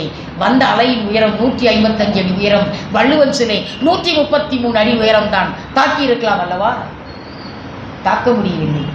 காரணம் என்ன? எங்கெல்லாம் மனிதன் வாழ்கிறானோ அங்கெல்லாம் இந்த தமிழ் பொருந்தும், என்றும் தமிழ், இந்த தமிழ் பொருந்தும் என்று கருதி வள்ளுவ பெருந்தகை தமிழ் மொழி, தமிழ் கடவுள், தமிழ் இனம் இவைகளெல்லாம் சொல்லாமல் அந்த நூலை படைத்தான். அதனால்தான் பாரதி சொன்னான், பின்னால் வந்த பாரதி சொன்னான், வள்ளுவன் தன்னை உலகினுக்கு தந்து வான்புகள் கொண்ட தமிழகம். இந்த தமிழ்நாட்டுக்கு 2 பெருமை இருக்குடா. ஒரு பெருமை நெஞ்சையழும் சிலப்பதிகாரம் என்ற ஒரு மணி ஆரம் படைத்த தமிழகம். இன்னொரு பெருமை வள்ளுவன் தன்னை உலகிற்கு தந்து வான்புகள் கொண்ட தமிழகம். இந்த 2 பெருமையும் தமிழனுக்கு கிடைத்ததுக்கு காரணம் அது கம்பன் பிறந்த தமிழகம் என்று சொன்னார். ஏன் பாரதிக்கு இலக்கிய வரலாறு தெரியாத? ஹிஸ்டரி ஆஃப் லிட்ரேச்சர் பாரதி தெரியாது? முதல்ல வந்த இலக்கியம் சிலம்பு, 2வது வந்த இலக்கியம் தான் வள்ளுவன், 3வது வந்த இலக்கியம் தான் கம்பன். ஆனால் இலக்கிய வரலாறை மாற்றி கம்பன் பாரதி பாடினானே, எப்படி அவனால் பாட முடிந்தது? இது கம்பன் பிறந்த தமிழகம் என்று சொல்லிட்டு பின்னால் சொல்கிறான், இது வள்ளுவன் தன்னை உலகினுக்கு தந்து வான்புகள் கொண்ட தமிழகம். அதற்கு பின்னால் சொல்கிறான், நெஞ்சையழும் சிலப்பதிகாரம் என்ற ஒரு மணி ஆரம் படைத்த தமிழகம் என்கிறான். இலக்கிய வரலாறு பாரதிக்கு தெரியாதா? தெரியும். தெரிந்தும் பாரதியை கம்பன் பிறந்த தமிழகம் என்று சொன்னான் என்று கேட்டால், இளங்கோவடிகள் சாதாரண குடிமகனை பாடினான். சாதாரண குடிமகனை இளங்கோவடிகள் பாடினார். அதுதான் சிலப்பதிகாரம். வள்ளுவன் பெயர் சொல்லாத மானுடத்தை பாடினான்.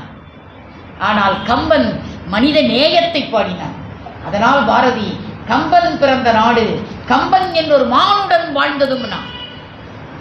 நெஞ்சையெழும் சிலப்பதிகாரம் என்றோர் ஆரம் படைத்த இளங்கோ சிலம்பை இசைத்ததும் நான்.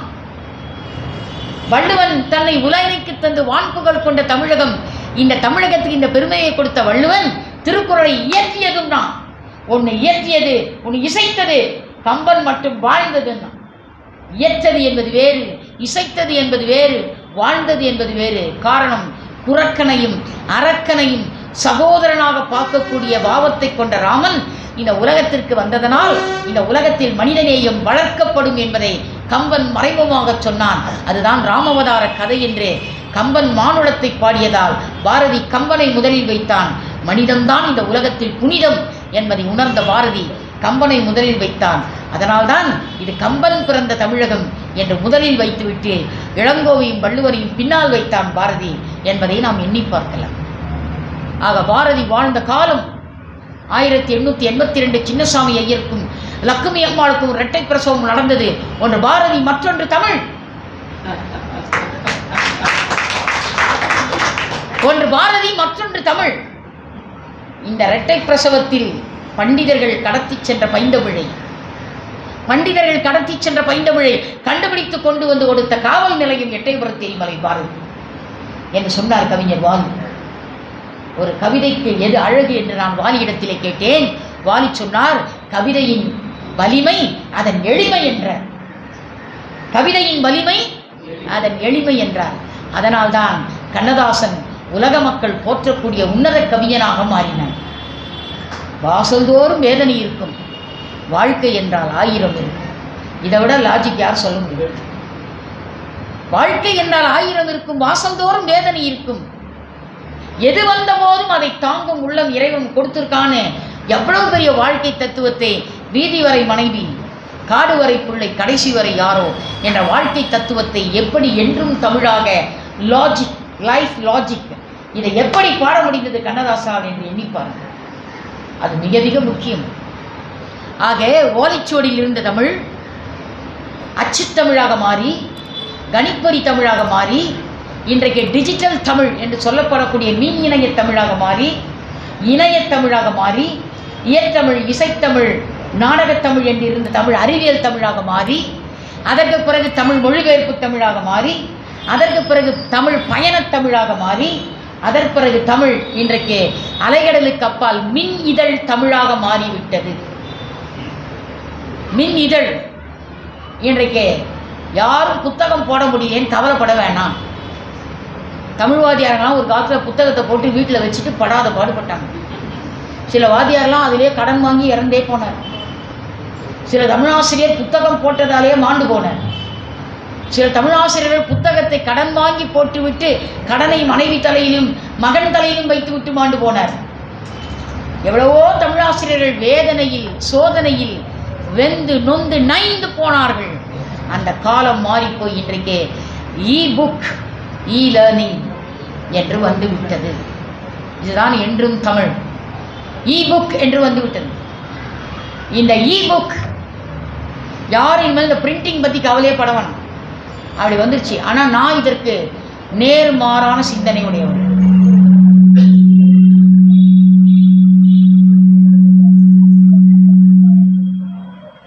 அப்பொழுதுக்கு அப்பொழுது மைக் உணர்ச்சி வசப்படுகிறது.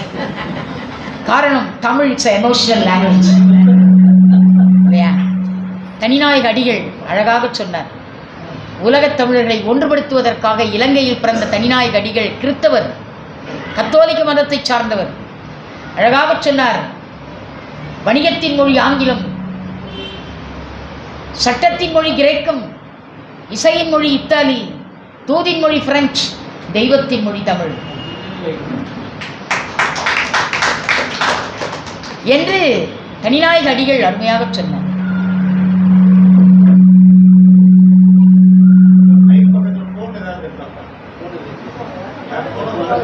போன் ஆன்ல இருந்தா கூட அப்படி வரும். ஆமா,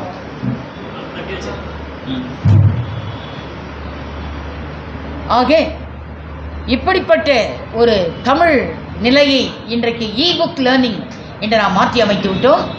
இன்றைக்கு புத்தகம் தட்டச்சு செய்யப்பட்டு 250 பக்கம் உடைய புத்தகம் காலையில் 10 மணிக்கு பப்ளிஷர் கொடுக்கிறார்.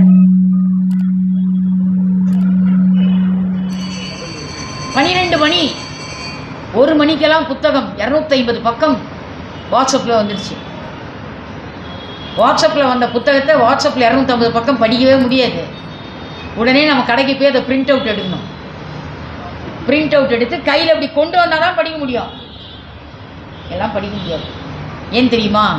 இந்த புத்தகத்தை நெருங்குகிற போது நமக்கு ஒரு நெருக்கம் வரும். இந்த புத்தகத்தை நெருங்குகிற போது வருகிற நெருக்கம் தான் நமக்கு ஒழுக்கம் தரும். எவ்வளவு பெரிய தொழிலதிபராக இருந்தாலும், மதியழகன் பெரிய தொழிலதிபர் என்பதால் புத்தகத்தை இப்படி படிக்க முடியாது. உதாரணத்துக்கு சொல்கிறேன், ஒருவேளை வரலாம் இல்லையா? ஏன் செல்வத்தை வேணான்னு சொல்கிறீங்க? செல்வம் அதனிஷ்டம், அது விரும்பினால் உங்களுக்கு வந்துவிடும். பாருங்க, 1000 புத்தகம் வச்சிருக்காருன்னா ஒரு செல்வந்தர் தான். அதனால் எவ்வளவு பெரிய செல்வந்தராக இருந்தாலும் நூலகர் வாசக வட்டத்தின் தலைவர் என்பதாலேயே அவர் இப்படி படிக்க முடியாது. புத்தகத்தை கையில் எடுத்ததும் இப்படி தான் படிக்கணும். ஆக புத்தகத்தை திறந்ததுமே புத்தகம் ஒரு பண்பு சொல்லி தருது, பணிவுடைமை. பணிவு இல்லாமல் புத்தகத்தை யாரும் அணுக முடியாது. ஆக இ-புக் லேர்னிங் எல்லாம் இப்படி தான் படிக்கணும். கம்ப்யூட்டரில் இப்படி யாரும் படிக்க போகிறது இல்லை, இப்படி தான் படிக்க போகிறோம். இப்படி நேர்கொண்ட பார்வையோடு புத்தகத்தை படிக்கிற போது புத்தகம் அணுகுமுறை சொல்லித்தரக்கூடிய பண்பாடு எப்படி நம்ம கிட்ட வரும்? ஆக எப்பேற்பட்ட நூலாக இருந்தாலும் இப்படி நூலாக்கம் செய்து கையில் நூலை எடுக்கிற போது தான் ஒரு ஆசிரியன் அந்த இடத்திலே புகழ்மிக்கப்படுகிறான். ஒரு ஆசிரியருடைய பணி பாராட்டப்படுகிறது. நூலுக்கு ஒரு வாசனை இருக்குங்க, எடுத்து பாருங்கள், ஒரு வாசனை இருக்கும். அந்த வாசனை வாசகர்களுக்குத்தான் தெரியும். ஏன் தெரியுமா? வாசகர்கள் பேர் அவங்களுக்கு நூலை வாசிப்பதால் அல்ல, நூலின் வாசனை தெரிந்தவர், அதனால் வாசகர்கள், அவங்களுக்கு தான் தெரியும் அது. ஆக புத்தகம் இப்படி கையிலே இருக்க வேண்டும்.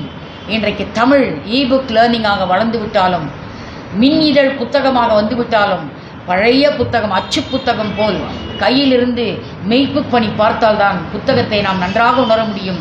சென்னை கம்பன் கழகத்திற்கு ஒரு புத்தகம் வந்தது, லேர்னிங் புத்தகம் வந்தது.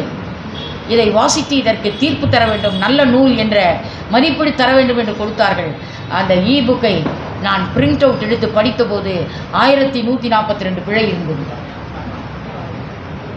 என்னுடைய பொன்னான நேரத்தை நடுவர் குழுவிலே போட்டு என் நேரத்தை குழப்பமாக்கினார்கள்.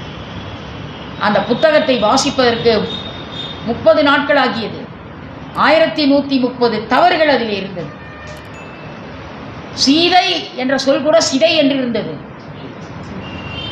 இப்படிப்பட்ட மெய்ப்பு பணிகளில் அக்கறை செலுத்தாமல் தமிழ் இன்றைக்கு பிழைகளை தாங்கி வந்து கொண்டிருப்பதற்கு காரணம், திருவொற்றியூர் வாசக வட்டத்தினுடைய அழைப்பிதழை ஒரு முறைக்கு 4 முறை படித்தேன், ஒரு எழுத்து பிழை கூட இல்லை.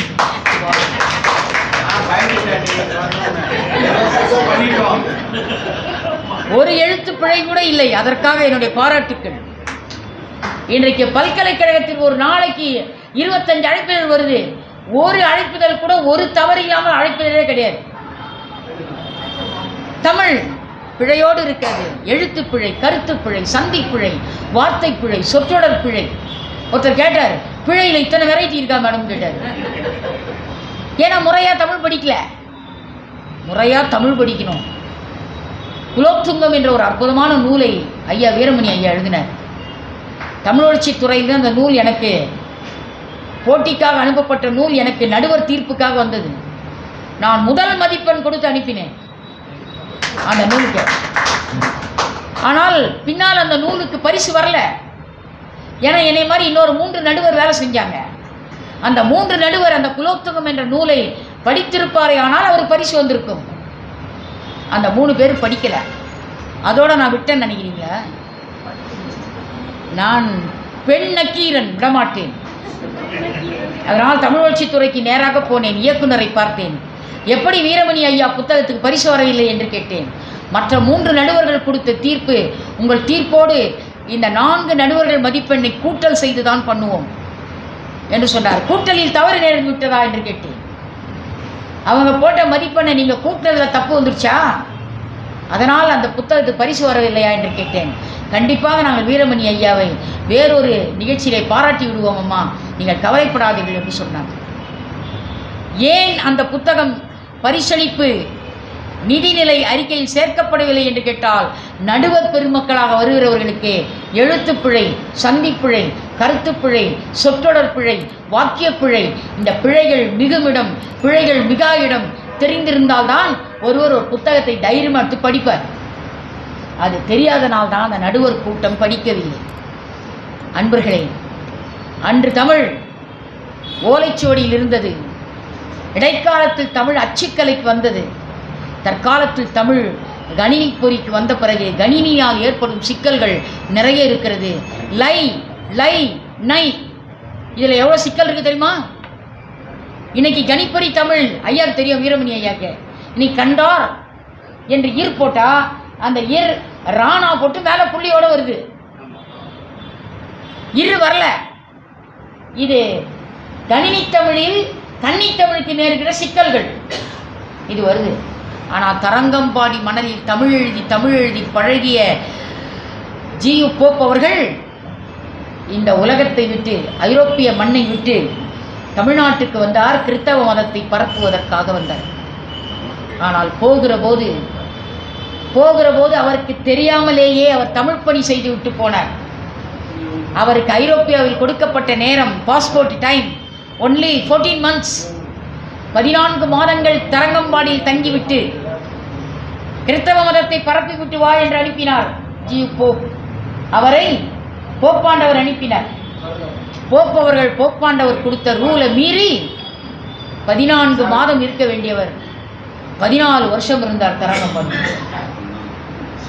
14 ஆண்டுகள் கழித்தவர் ஐரோப்பாவுக்கு போறார். போகிற போது எங்கெல்லாம் மனிதன் வாழ்கிறானோ அங்கெல்லாம் அவன் வாழ்வியல் இலக்கணத்தை என்றும் கற்பிக்கிற ஒரே இலக்கியம் திருக்குறள். அந்த இலக்கியம்தான் ஐரோப்பிய தேசத்திற்கு வேண்டும் என்று சொல்லி ஜியு போப் ஆங்கிலத்தில் மொழிபெயர்த்து கொண்டு போனார். மதம் தேவையில்லை, இனம் தேவையில்லை, மொழி தேவையில்லை, மானுடம் என்ற ஒழுக்கம் என்ற ஒரு நூல் போதும். அந்த நூலுக்குள் வடிவமைக்கப்பட்ட நூல் திருக்குறள். அதனால் மனிதன் வாழக்கூடிய எந்த தேசத்திலும் திருக்குறள் வாழ்வியல் நூலாக பொருந்தும் என்று ஆங்கிலத்தில் மொழிபெயர்த்து கொண்டு போனார். நண்பர்களே, இதோடு ஜியு போப் ஊருக்கு போயிருக்கலாம். அடுத்து ஒரு பெரும்பணி செய்தார், பெரிய பணி செய்தார் ஜியு போப் அவர்கள். அதுதான் திருவாசகத்தை அவர் ஆங்கிலத்தில் மொழிபெயர்த்தது. திருவாசகத்தை ஆங்கிலத்தில் மொழிபெயர்த்து அவர் ஐரோப்பிய நாட்டுக்கு போய் போப்பாண்டவர் கரத்திலே கொடுக்கிறார். ஒரு கரத்தில் திருக்குறள், ஒரு கரத்தில் திருவாசகம் கொடுக்கிறார். இதை ரெண்டையும் மொழிபெயர்க்க 14 வருஷம் ஆயிடுச்சுப்பா, மன்னிச்சிருங்க, எந்த பனிஷ்மெண்ட் கொடுத்தாலும் ஏற்றுக்கிறேன்னு. போப் கொடுத்த நாள் 14 மாதம், இவர் இருந்தது 14 வருஷம். நம்மால் 10 மணிக்கு வரேன்னு சொல்லிட்டு 10:45 வருவான். அவன் கடிகாரத்தில் அப்போ தான் 10ன்னு சொல்லுவான்.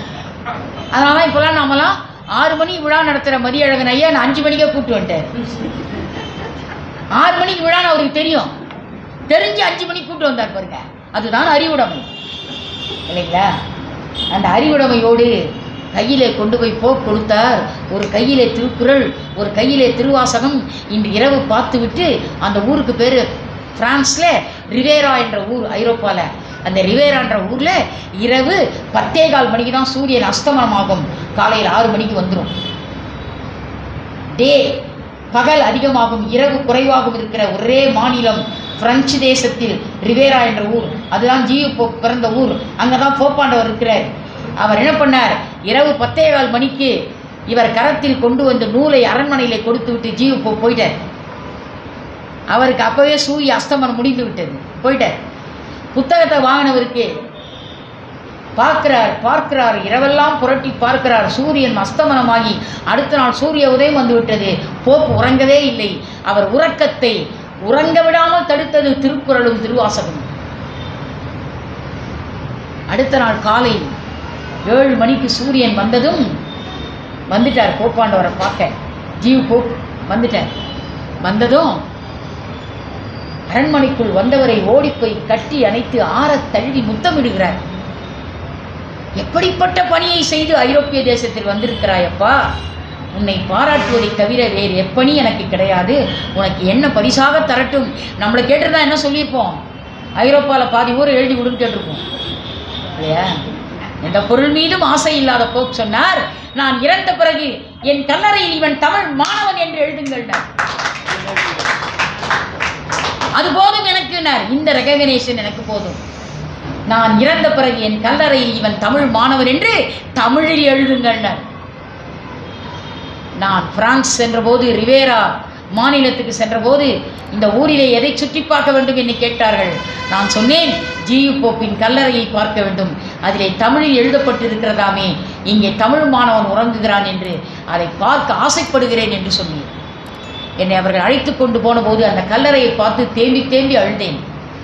இவ்வளவு பெரிய அறிஞன் இருக்கிற அந்த கல்லறை கேட்பாரற்று பல்வேறு வகைப்பட்ட வண்ணமிகு எண்ணமிகு கொடிகளும் செடிகளும் பின்னி பிணையப்பட்டு மனிதர்களே கால் நடம் பதியாத ஒரு காட்டில் இருக்கிறது தனிமையாக அந்த கல்லறை. அதை பார்த்து நான் அழுதேன். என் கணவர் அவருடைய சட்டையை கழற்றி என்ன பண்ணார், அந்த கல்லை துடைத்து இங்கே தமிழ் மாணவன் உறங்குகிறான் என்பதை என் கண்ணிலே காட்டி, அம்மா படித்து பார்த்து விடு, அழாதே என்று சொன்னார். ரிவேராவிலிருந்து ஸ்பெயின் வருகிற வரை என் கணவர் வெறும் உள்ளாடை பனியனோடு தான் வந்தார். அது வரைக்கும் கடைகள் கூட கிடையாது. ஸ்பெயினில் வந்து தான் அவருக்கு மேலாடை நான் வாங்கி கொடுத்தேன். அப்படிப்பட்ட ஒரு அழுகை மிகுந்த கல்லறையை கண்ணிலே பார்த்தேன். என் கல்லறையில் இவன் தமிழ் மாணவன் என்று எழுதுங்கள் என்று சொன்னான் போப். அதை பார்த்தேன், அந்த கல்லறையில் பார்த்து நான் கண்கலங்கி போனேன். அன்றைக்கு போப் சொன்னார், இவ்வளவு பெரிய காரியத்தை செய்த உனக்கு என்ன தரட்டும் என்று கேட்டார். என் கல்லறையில் தமிழ் மாணவன் என்று எழுதுங்கள் என்று சொன்னார். அதோடு நிற்கவில்லை, போப்பை பார்த்து ஒரு கேள்வி கேட்டார் அந்த மதகுரு தலைவர். திருவாசகத்தை மொழிபெயர்த்து விட்டு எப்படி ஐயா ஐரோப்பிய தேசத்திற்கு உண்மை தமிழனாகவே வந்தாய், உண்மை கிறிஸ்தவனாகவே எப்படி வந்தாய், எப்படி உன்னால் உண்மை கிறிஸ்தவனாகவே வர முடிந்தது என்று கேட்டார். மதம் மாறாமல் நீ எப்படி கிறிஸ்தவனாக வந்தாய் என்று கேட்டார். அதற்கு போப் பதிலளித்தார், மணிவாசகர் வேலை மதம் மாற்றுவதல்ல, மனித மனத்தை மாற்றுவது. மணிவாசகர் ஒரு மார்க்கத்தை கொடுத்தார், அதுதான் மானுட மார்க்கம். அந்த மானுட மார்க்கம் நல்வழி மார்க்கம். ஆணவம் கண்மம் மாயை இவைகளை அழித்து இறைவனை சிந்திக்கிற ஒரு அற்புத மார்க்கம். அந்த மார்க்கத்தை கொடுத்த இறைவன் 1113 இடத்துல சிவன் சிவன் சிவன் என்ற சொல் திருவாசகத்தில் வருது. அப்போ கூட சிவனை நான் படித்த போது கூட நான் இயேசு பெருமானை மறக்கவில்லை. காரணம், மாணிக்கவாசகர் வேலை மதம் மாற்றுவதல்ல, மனித மனத்தை மாற்றுவது. அதை கொடுத்தது திருவாசகம். அதனால் திருவாசகத்திற்கு உருகார், ஒரு வாசகத்திற்கும் உருகார் என்ற பொன்மொழி வந்தது என்று லாட்டின் மொழியில எழுதி காட்டினார் ஜியு போப். யாருக்கு? மதகுரு தலைவருக்கு. ஆக வாசகப்பட்ட பெருமக்களே, தமிழ் அன்றும் இன்றும் என்றும் புகழேணி உச்சியில் இருக்கிறது. இந்த தமிழை படிக்கிற போது நாம் தமிழனாக பிறந்ததற்காகவும், தமிழச்சியாக பிறந்ததற்காகவும், தமிழாசிரியராக பிறந்ததற்காகவும், திருவொற்றியூரில் இருக்கக்கூடிய வடிவுடை அம்மனுடைய ஆலயத்துக்குள்ளே செல்கிற போது கலையாத கல்வியும் குறையாத வயதும் ஓர் கபடு வாராத நட்பும் கன்றாத வளமையும் குன்றாத இளமையும் கழிவினி இல்லாத உடலும் சலியாத மனமும் அன்பு அகலாத மனைவியும் தவறாத சந்தானமும் தாழாத கீர்த்தியும் மாறாத வார்த்தையும் தடைகள் வாராத கொடையும் தொலையாத நிதியமும் கோணாத கோலும் ஒரு துன்பம் இல்லாத வாழ்வும் என்ற ஒரு மாபெரும் வாழ்க்கையை எப்படி அபிராமப்பட்டர் பாடி மகிழ்ந்தாரோ அப்படிப்பட்ட அபிராமப்பட்டர் பாடி மகிழ்ந்த அபிராமியின் செந்தமிழாக, அறிவியல் தமிழாக, கணினி தமிழாக, ஜியு போப்பின் மொழிபெயர்ப்பு தமிழாக, வீரமணி ஐயாவின் திறனாய்வு தமிழாக, நூலகர் வாசகர் வட்டத்தினுடைய வாசகத் தமிழாக தமிழ் அன்றும் இன்றும் என்றும் உயரேணியில் தான் ஏறிக்கொண்டிருக்கிறதே தவிர தமிழ் இனி மெல்லச்சாக வாய்ப்பில்லை. அடுத்த தலைமுறை ஒற்றியூர் சக்தி வந்த பிறகு தமிழ் சாக முடியுமா? தமிழ் சாவதற்கு வாய்ப்பு இல்லை என்ற கருத்தை சொல்லி உங்கள் அனைவரையும் இந்த இனிய அகில உலக பெண்கள் தினத்தன்று உங்களை சந்திப்பதில் நான் எண்ணி அகமகிழ் கொள்கிறேன். 1968 அமெரிக்க நாட்டில் 14 மணி நேரம் பெண்கள் தொழிலாளர்களாக அவர்கள் வருத்தப்பட்ட பொழுது பெண்கள் வெகுண்டு எழுந்து 12 மணி நேரம் தான் பெண்கள் உழைக்க வேண்டும், மீதி அவர்கள் இல்லறத்தில் உழைக்க வேண்டும், கணவனை காக்க வேண்டும், பிள்ளைகளை காக்க வேண்டும், இவ்வளவு பெரிய பொறுப்பு இருக்கும் பெண் 14 மணி நேரம் பொது வாழ்க்கையில் உழைக்க முடியாது என்று பெண்கள் கூக்குரலிட்டு ஒரு பெரிய புரட்சி வெடித்தது. அந்த புரட்சி வெடித்த பிறகுதான் ஐநா அறிவித்தது பெண்கள் பொது வாழ்க்கையில் 12 மணி நேரம் தான் பெண்களை வேலை வாங்க வேண்டும் என்ற ஒரு திட்டத்தை ஐநா கொண்டு வந்த நாள்தான் மார்ச் 8. பெண்கள் உலகத்தில் முன்னேற்றத்தை எட்ட, கல்வி உலகத்தை எட்ட, சுதந்திரத்தை எட்ட, சுதந்திர காற்றை அவர்கள் சுவாசிப்பதற்காக அவர்கள் எட்ட வேண்டும். அந்த எட்டும் அறிவினில் பெண்கள் ஆணுக்கு பெண் இளைப்பில்லைக்கான் என்று கும்மியடி என்று சொன்னானே பாரதி, அது என்ன எட்டும் அறிவினில்? மார்ச் 8 என்ற எட்டும் அறிவினில். அந்த 8 தான் அகில உலக பெண்கள் தினமாக இன்று கொண்டாடப்பட்டு கொண்டிருக்கிறது. இந்த அகில உலக பெண்கள் தினத்திலே உங்கள் அனைவரையும் வாழ்த்தி, பெண்ணிய விடுதலைக்கு உண்மையாக பாடுபட்ட ஆண்களை வணங்கி இந்த இனியதொரு மேடையை நான் நிறைவு செய்கிறேன். உங்கள் பாதங்களை குனிந்து பாருங்கள், உங்கள் பாதங்களை குனிந்து பாருங்கள். உலகநாயகி நன்றி மலர்கள் வந்திருக்கும். நன்றி, வணக்கம்.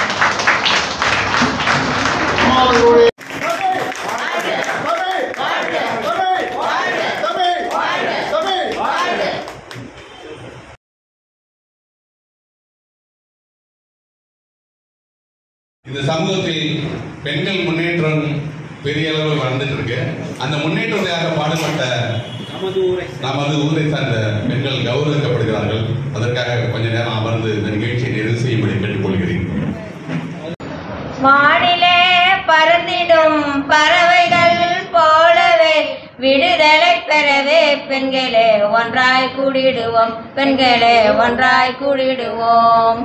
வானிலே பறந்திடும் பறவைகள் போலவே விடுதலை பெறவே பெண்களே ஒன்றாய் கூடிடுவோம், பெண்களே ஒன்றாய் கூடிடுவோம்.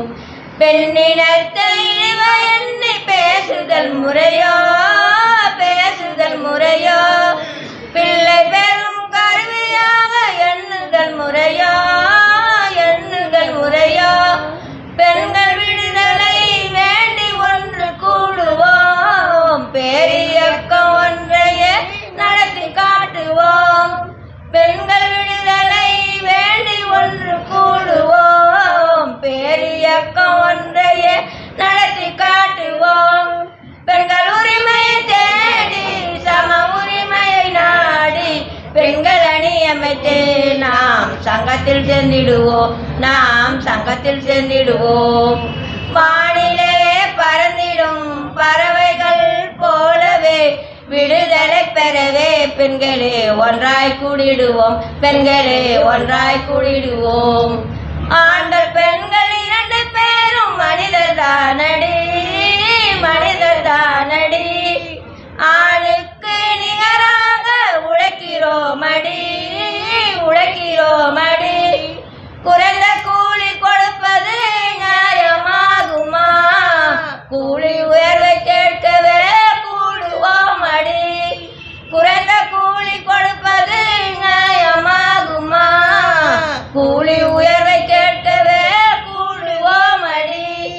பெண்கள் உரிமையை தேடி சம உரிமையை நாடி பெண்கள் அமைத்து நாம் சங்கத்தில் சேர்ந்திடுவோம், நாம் சங்கத்தில் சேர்ந்திடுவோம். வானிலே பறந்திடும் பறவைகள் போலவே விடுதலை பெறவே பெண்களே ஒன்றாய் கூடிடுவோம், பெண்களே ஒன்றாய் கூடிடுவோம். நன்றி. பாடல்களை அவங்க குழு தயார் பண்ணி வச்சிருக்காங்க. நிறைய எண்ணற்ற பாடல்கள் இருக்கு, அது ஒன்றுதான் இப்ப பாடிருக்காங்க. சிறப்பு விருந்தினர் அம்மா அவர்களை அன்போடு கேட்கிறோம்.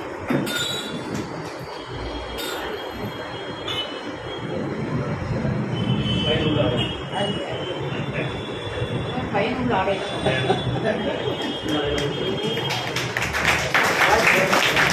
இங்க பாருங்க, அங்கேயும் இல்லைங்கம்மா, அவங்களுக்கு கொடுக்கட்டும் அப்படின்னு இல்லைங்க.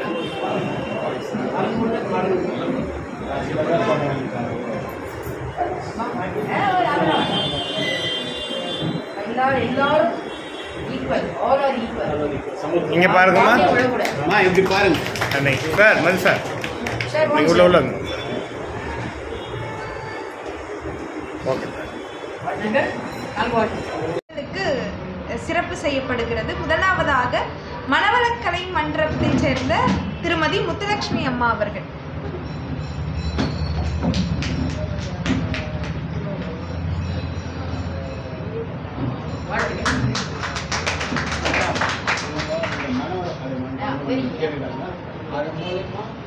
நிறைய பேருக்கு யோகாவும்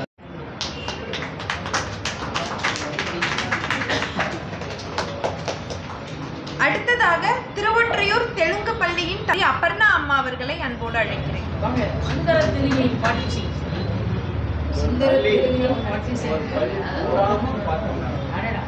தோணிகள் ஓட்டி விளையாடி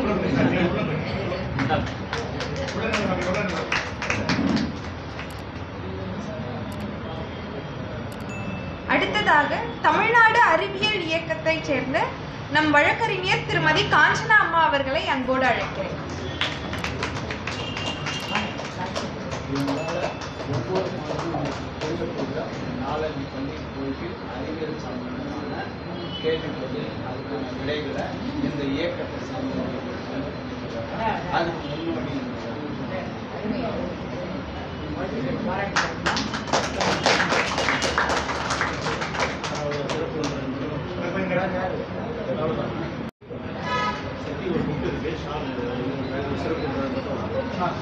நம் நூலகர் பழனி பாண்டியன் ஐயாவை அழைக்கிறேன்.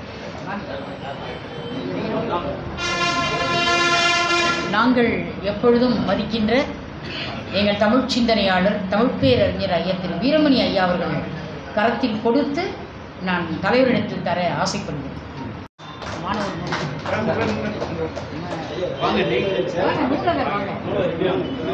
நூலகர் தலைவர் கொடு நூலகர்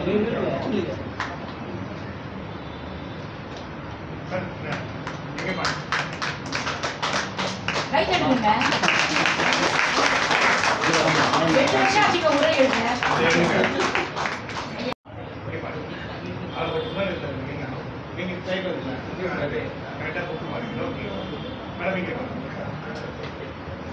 நன்றி நன்றி. இந்த வாசகர் வட்டத்தில் இளமை பருவத்தில் இருந்து, அதாவது குழந்தை பருவத்தில் இருந்து ஒரு வாசகராக, ஒரு இளம் பேச்சாளராக பேசி கம்பன் கழகத்திலும் தமிழ்நாடு முழுக்க இருக்கின்ற பட்டிமன்றங்களிலும் தொடர்ந்து பேசி வருகின்ற ஒற்றியூர் சக்தி அவர்களுக்கு வாசகர் வட்டத்தின் சார்பாக இந்த சிறப்பு செய்யப்படுகிறது.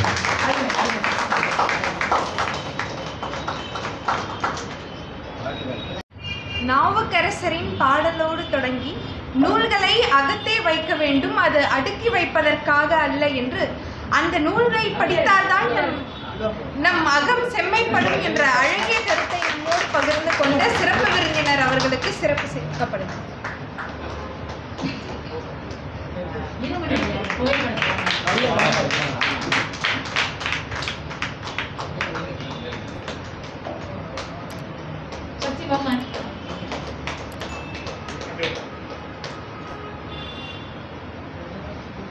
நன்றி நன்றி.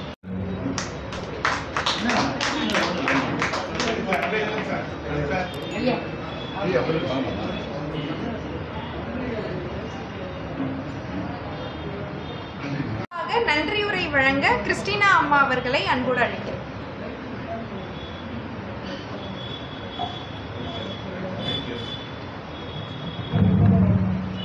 இந்த சர்வதேச பெண்கள் விழா இந்த தினத்தன்றுக்கு நமது அனைவரையும் கூட்டி வைத்த அனைத்து உள்ளங்களுக்கும் முதற்கண் என் தமிழ் வணக்கம்.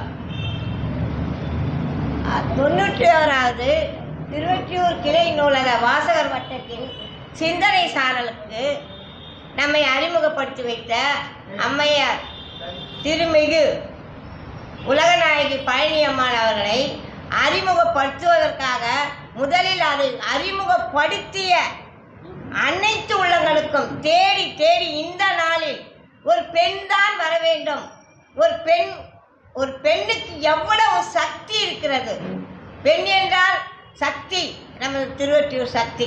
அதுபோல சக்தி இருக்கிறது என்பதை ஒவ்வொரு துறையிலும் தாங்கள் எப்படியெல்லாம் இன்று இருந்து தமிழை இது தமிழ், மற்றவர்கள் எல்லாம் பிகாம் எம்காம் இது படித்தாங்க அது படித்தாங்க போதும் இது தமிழின் என்று சொல்லும் போதோ எவ்வளோ வருத்தப்பட்டு இன்று அவர்கள் எவ்வளவு முக்கியத்துவமான அளவுக்கு வந்து நம்மிடத்தில் சுனாமியாக நுழைந்தார்.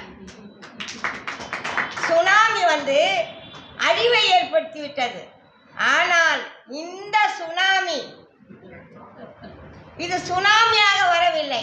நம்மளை அப்படி சுனாமியாக நுழைந்து இவ்வளவு பேரையும் அப்படியே நூலால் கட்டுண்டு நம்மை அமர வைத்து இது போன்ற கொஞ்ச நெஞ்ச சுனாமி என்று சொல்றது கரெக்டு தான். எப்படி சுனாமினா தொல்காப்பியத்திலிருந்து, தேவாரத்திலிருந்து, திருவாசகத்திலிருந்து, சங்க நூல்களிலிருந்து ஆஹா எப்படிதான் அவர்கள் அப்படி பட பட பட பட பட என்று வருகிறது அவர்கள். அதுதான் சுனாமி. அந்த சுனாமி வந்த பிறகு ஒவ்வொரு இடத்தையும் மேற்கோள் காட்டி நமக்கு அருமையாக நம்மளை அமர வைத்தது, இந்த இடத்தில் அமர வைத்தது ஓடக்கூடாதுன்னு. ஏன்னா இந்த கூட்டத்திற்கு நாங்கள் வந்துக்கினே இருக்கிறோம். தமிழ் இலக்கிய பேரவையில் இருந்து இந்த நம்ம சிந்தனை சாரல் வாசகர் வட்டம் வரைக்கும் வரும். எப்படியெல்லாம் கூட்டம் முடிந்து எப்படியெல்லாம் போவாங்கன்னு. ஆனால் இந்த கூட்டத்தில், இந்த சர்வதேச மகளிர் தினத்தில் ஒரு மகளிர் எப்படி நம்ம ஆணையும் பெண்ணையும் அப்படியே கட்டுண்டு வைத்தார்கள். அதனால தான் அவர்கள் சுனாமியிலிருந்து அப்படியே அலைக்கடலென மெல்ல மெல்ல மெல்ல நகர்ந்து கோடை மழை சாரலாக சிந்தனை சாரலில் வந்து நம்மை அருமையாக ஒன்று கூட்டி நடத்தி வைத்த, அதை நடத்தி அந்த தேடலை கண்டுபிடித்த திரு மதியழகன் அவர்களையும் நமது சகோதரர் பாஸ்கரன் ஐயா அவர்களையும், அதிலும் குறிப்பாக சொல்ல வேண்டும் என்றால் ஐயா, முதல்ல ஐயா காரில் கூட்டுன்னு கரெக்டான நேரத்துக்கு கூட்டு வந்துட்டாரு. அவர்களையும் நமது அண்ணன் தான். நாங்கள் சின்ன வயசுல வீரமணியன்னு கூப்பிடுவோம். எப்படின்னா காசிமேட்டு வழியா நாங்கள் பள்ளிக்கு போவோம். புதுமனைக்கு போவோம். பள்ளியில தான் படித்தோம். அந்த எதிர்க்க தான் இருப்பாங்க. எங்கள் அப்பா, அண்ணனுடைய அப்பா எல்லாம் வந்து ஒரு ஃப்ரெண்டு. அதை இங்கே சொல்லிக் கொடுக்குறது ரொம்ப பெருமைப்பட்டுறேன். ஏன்னா அந்த அளவுக்கு தமிழ் தமிழ் தமிழ் தமிழ் தமிழ் கல் தோன்றி முன் தோன்றா காலத்தில் மூத்த குடியில் பிறந்தது தமிழ். கல்லும் தோன்றல, மண்ணும் தோன்றல, ஆனா தமிழ் தோன்றியது. அந்த அளவுக்கு இந்த தமிழ் எப்படி கொண்டு வந்து அது இப்ப எப்படி தமிழ் மெல்ல மெல்ல மெல்ல அன்றும் இன்றும் எப்படி வந்து இருக்கிறது என்று அழகாக தெளிவாக எடுத்து கூறினார்கள். அதற்கு அம்மாயாருக்கு மிக மிக நன்றி. தமிழ் எங்கள் உயிர் மூச்சாம், தமிழ் எங்கள் உயிர் மூச்சாம். தான் 3 முறை சொல்லிக்கொண்டு என்னை அழைத்ததற்கு மற்றும் கலந்து கொண்ட அனைத்து சகோதரர்களுக்கும், இந்த பெண்கள் விழாவுக்கு வந்து சகோதரர்கள் அமைதியாக இதை கேட்டு எங்களுக்கெல்லாம் ஒரு ஊக்கமும் ஆக்கமும் அளித்ததற்கு நன்றியை தெரிவித்துக் கொள்கிறேன். நன்றி, வணக்கம். அருமை.